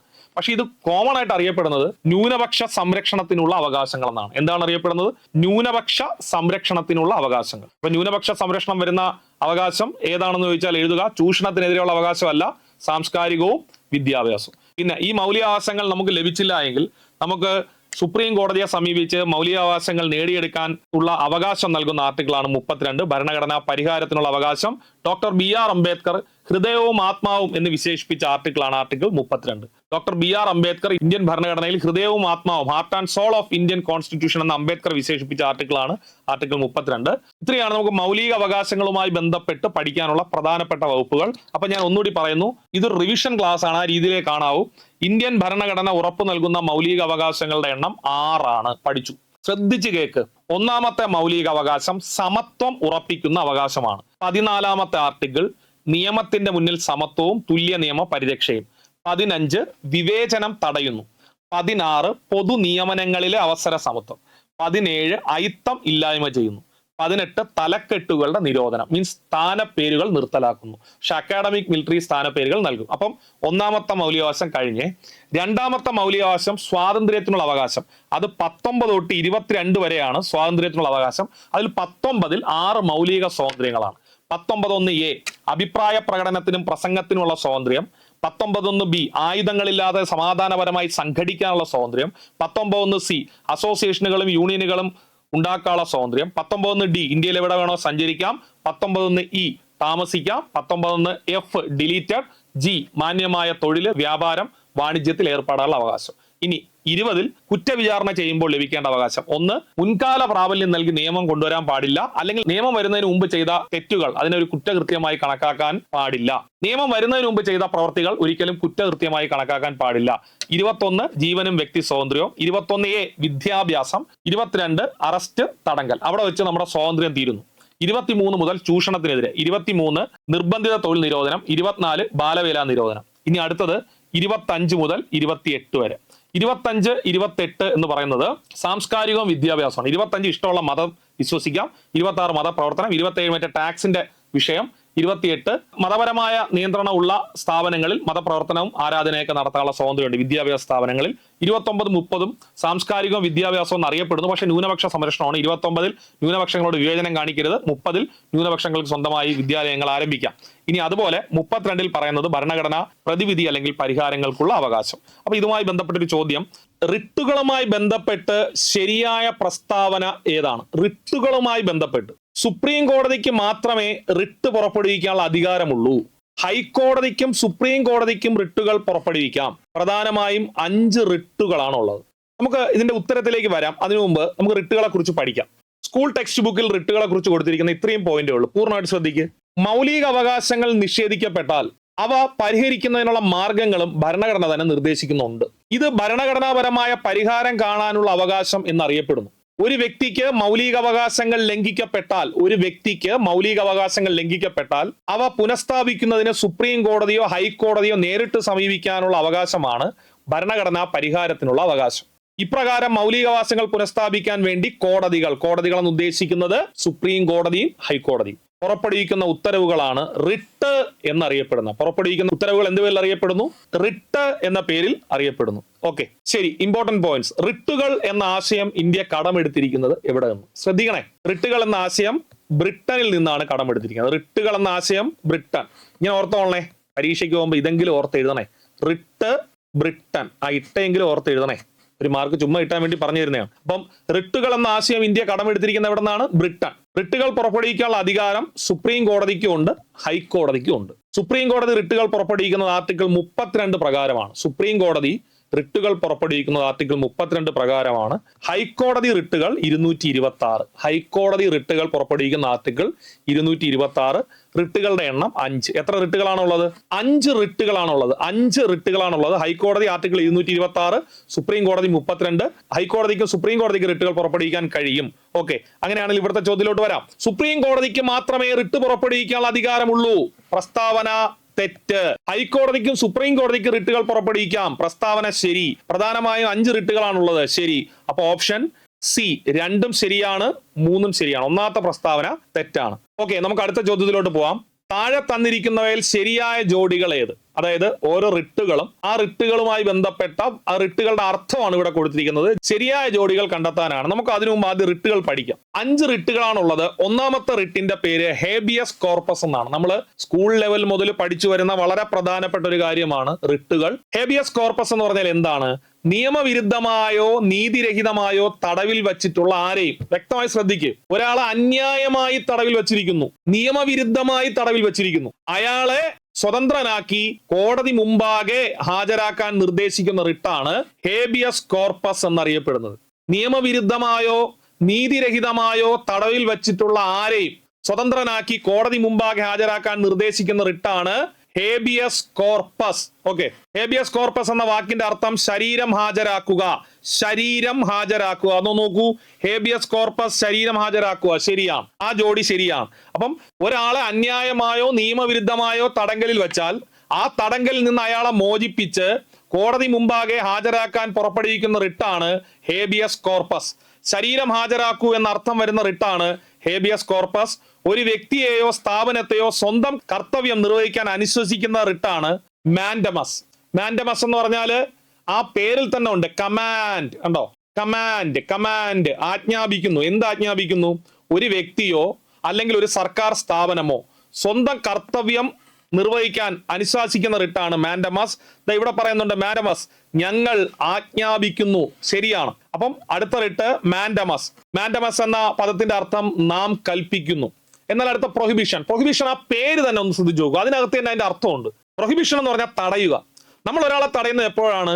അയാൾക്ക് എന്താണോ അധികാരം, ആ അധികാരത്തിന്റെ അതിർത്തി അയാൾ ലംഘിക്കുമ്പോഴാണ് തടയുന്നത്. അധികാര അതിർത്തി ലംഘിക്കുമ്പോൾ പ്രഖ്യാപിക്കുന്ന റിട്ടാണ്, പുറപ്പെടുവിക്കുന്ന റിട്ടാണ് പ്രൊഹിബിഷൻ. ഒന്ന് നോക്കൂ, കീഴ്ക്കോടതി അധികാര പരിധി ലംഘിക്കുകയോ സ്വാഭാവിക നീതി നിയമങ്ങൾക്കെതിരായി പ്രവർത്തിക്കുകയോ ചെയ്യുന്നത് തടയാൻ പ്രാഥമികമായി ഉപയോഗിക്കുന്ന റിട്ടാണ് പ്രൊഹിബിഷൻ. ഏതാണ്? പ്രൊഹിബിഷൻ. കീഴ്ക്കോടതി അധികാര പരിധി ലംഘിക്കുകയോ സ്വാഭാവിക നീതി നിയമങ്ങൾക്കെതിരായി പ്രവർത്തിക്കുകയോ ചെയ്യുന്നത് തടയാൻ പ്രാഥമികമായി ഉപയോഗിക്കുന്ന റിട്ടാണ് പ്രൊഹിബിഷൻ. ഒരു കേസ് കീഴ്ക്കോടതിയിൽ നിന്നും മേൽക്കോടതിയിലേക്ക് മാറ്റാൻ ഉത്തരവിടുന്ന റിട്ടാണ് സെർഷ്യോററി. സെർഷ്യോററി എന്ന റിട്ട് എന്തിനാണെന്ന് ചോദിച്ചാൽ, ഒരു കേസ് കീഴ്ക്കോടതിയിലുണ്ട്, പക്ഷെ ആ കോടതിയിൽ നിന്ന് മേൽക്കോടതിയിലേക്ക് മാറ്റാൻ ഉത്തരവിടുന്ന റിട്ടാണ് സെർഷ്യോററി എന്ന റിട്ട്. ഇനി അടുത്ത റിട്ട് കോ വാറന്റോ എന്ന റിട്ടാണ്. കോ വാറന്റോ. ഒരു വ്യക്തി തനിക്ക് അർഹമല്ലാത്ത ഉദ്യോഗം വഹിക്കുന്നതിനെ തടയുന്ന റിട്ടാണ് കോ വാറന്റോ. ഒരു വ്യക്തി തനിക്ക് അർഹമല്ലാത്ത ഒരു ഉദ്യോഗം വഹിക്കുന്നു, ഗവൺമെന്റ് സ്ഥാപനവുമായി ബന്ധപ്പെട്ട് ഒരു സ്ഥാനത്തിരിക്കാൻ ഒരാൾ എലിജിബിൾ അല്ല, ആ എലിജിബിൾ അല്ലാത്ത ആളെ അതിൽ നിന്ന് തടയുന്ന റിട്ടാണ് എന്ന് പറയുന്നത് കോ വാറന്റോ. അപ്പൊ നമുക്ക് ഇപ്പോ ചോദ്യത്തിൽ നമ്മൾ കണ്ടത് എന്താണ്? ഹേബിയസ് കോർപ്പസ് ശരിയാണ്, ശരീരം ഹാജരാക്കുക. മാൻഡമസ് ഞങ്ങൾ ആജ്ഞാപിക്കുന്നു. കോ വാറന്റോ എന്ത് അധികാരത്തിൽ, നിനക്ക് എന്ത് അധികാരം? പ്രൊഹിബിഷൻ നിലനിർത്തുക എന്നുള്ളതല്ല, തടയുക എന്നുള്ളതാണ് പ്രൊഹിബിഷൻ എന്ന വാക്കിന്റെ അർത്ഥം വരുന്നത്. അങ്ങനെയാണെങ്കിൽ എയും സിയും ഡിയും, ഓപ്ഷൻ ബി ആണ് ശരി ഉത്തരം. എ ശരിയാണ്, സി ശരിയാണ്, ഡി ശരിയാണ്. പ്രൊഹിബിഷൻ മാത്രം തെറ്റ്. ഇത് പരീക്ഷയ്ക്ക് ചോദിക്കുക. അപ്പൊ ഒന്നുകൂടി പറയുന്നു, ശ്രദ്ധിച്ചു കേട്ടോ. 5 റിട്ടുകളുണ്ട്. റിട്ടുകൾ പുറപ്പെടുവിക്കാൻ സുപ്രീം കോടതിക്കും ഹൈക്കോടതിക്കും അധികാരമുണ്ട്. റിട്ടുകൾ എന്തിന് പുറപ്പെടുവിക്കുന്നു? മൗലികാവകാശങ്ങൾ സംരക്ഷിക്കാൻ. റിട്ടുകൾ പുറപ്പെടുവിക്കാൻ സുപ്രീം കോടതിക്ക് അധികാരം നൽകുന്ന വകുപ്പ് 32, ഹൈക്കോടതിക്ക് അധികാരം നൽകുന്ന വകുപ്പ് 226. റിട്ടുകളുടെ എണ്ണം 5. റിട്ടുകൾ എന്ന ആശയം ഇന്ത്യ കടമെടുത്തിരിക്കുന്നത് ബ്രിട്ടനിൽ നിന്നാണ്. അന്യായമായ കസ്റ്റഡിയിൽ നിന്ന് തടയാനായിട്ട് ശരീരം ഹാജരാക്കുക ഹേബിയസ് കോർപ്പസ്. കർത്തവ്യം നിർവഹിക്കാത്ത ഉദ്യോഗസ്ഥർക്ക് സ്ഥാപനങ്ങൾക്കെതിരെയുള്ള കമാൻഡാണ് മാൻഡമസ്. ഇനി അധികാര അതിർത്തി ലംഘിച്ചാൽ അതിനെതിരെ വരുന്നതാണ് പ്രൊഹിബിഷൻ. ഒരു കേസ് കീഴ്ക്കോടതിയിൽ നിന്ന് മേൽക്കോടതിയിലേക്ക് മാറ്റാൻ ആജ്ഞാപിക്കുന്ന റിട്ട് സെർഷ്യോററി. ഏറ്റവും അവസാനം കോ വാറന്റോ എന്ത് അധികാരം? ഒരാൾ അർഹമല്ലാത്ത പോസ്റ്റിൽ കയറിയിരുന്നാൽ അയാൾ അതിൽ നിന്ന് പുറത്താക്കാൻ വേണ്ടി പുറപ്പെടുവിക്കുന്ന റിട്ടാണ് കോ വാറന്റോ എന്ന റിട്ട് അറിയപ്പെടുന്നത്. അങ്ങനെ 5 റിട്ടുണ്ട്, പരീക്ഷയ്ക്ക് ചോദിക്കും, ഉറപ്പാണ്. ശരി, നമുക്ക് അടുത്ത ചോദ്യത്തിലോട്ട് പോവാം. മാർഗനിർദ്ദേശക തത്വങ്ങൾ പ്രതിപാദിക്കുന്ന വകുപ്പ് ഏതാണ്? മാർഗനിർദ്ദേശക തത്വങ്ങൾ. നമുക്ക് മാർഗനിർദ്ദേശങ്ങളിലേക്ക് വരാം. അതിനു മുമ്പ് ഏറ്റവും കൂടുതൽ പരീക്ഷയ്ക്ക് ചോദിച്ചിട്ടുള്ള മാർഗനിർദ്ദേശക തത്വവുമായി ബന്ധപ്പെട്ട പോയിന്റുകളിലേക്ക് വരാം. ഒന്ന്, മാർഗനിർദ്ദേശക തത്വങ്ങൾ എന്നാൽ എന്താണ്? ഇന്ത്യൻ ഭരണഘടന സ്റ്റേറ്റിന് നൽകുന്ന ചില നിർദ്ദേശങ്ങളാണ് മാർഗനിർദ്ദേശക തത്വങ്ങൾ എന്ന് പറയുന്നത്. ഇന്ത്യൻ ഭരണഘടന നമ്മുടെ ഗവൺമെന്റിന് നൽകുന്ന ചില നിർദ്ദേശങ്ങളാണ് മാർഗനിർദ്ദേശ തത്വങ്ങൾ. ഗവൺമെന്റിന് നൽകുന്ന ചില നിർദ്ദേശങ്ങളാണ്. അത് ഗവൺമെന്റിന് പറ്റുമെങ്കിൽ പാലിക്കാം. കാരണം ചിലപ്പോൾ സാമ്പത്തികമായിട്ട് ഈ നിർദ്ദേശം നമുക്ക് അംഗീകരിക്കാൻ പറ്റില്ല. ചിലപ്പോൾ സാമൂഹികമായിട്ട് ചില പ്രശ്നങ്ങൾ ഉള്ളത് കൊണ്ട് നിലവിൽ ഇത് നടപ്പിലാക്കാൻ പറ്റില്ല ഗവൺമെന്റിന്. പക്ഷെ ഭരണഘടനയിൽ പ്രൊവിഷൻ കൊടുത്തിരിക്കും. ഇപ്പൊ എക്സാമ്പിൾ, നിങ്ങൾക്ക് എല്ലാവർക്കും അറിയാലോ, 6 വയസ്സ് മുതൽ 14 വയസ്സ് വരെ പ്രായമുള്ള കുട്ടിക്ക് സൗജന്യവും നിർബന്ധിതവുമായ വിദ്യാഭ്യാസം നൽകണം എന്നുള്ളത് ഇപ്പൊ ഫണ്ടമെന്റൽ റൈറ്റ് ആണ്. അതുകൊണ്ട് സ്റ്റേറ്റ് ഉറപ്പായിട്ടും ഇത് ചെയ്തേ പറ്റുള്ളൂ. സ്റ്റേറ്റിന്റെ ഉത്തരവാദിത്വം കൂടിയാണ്.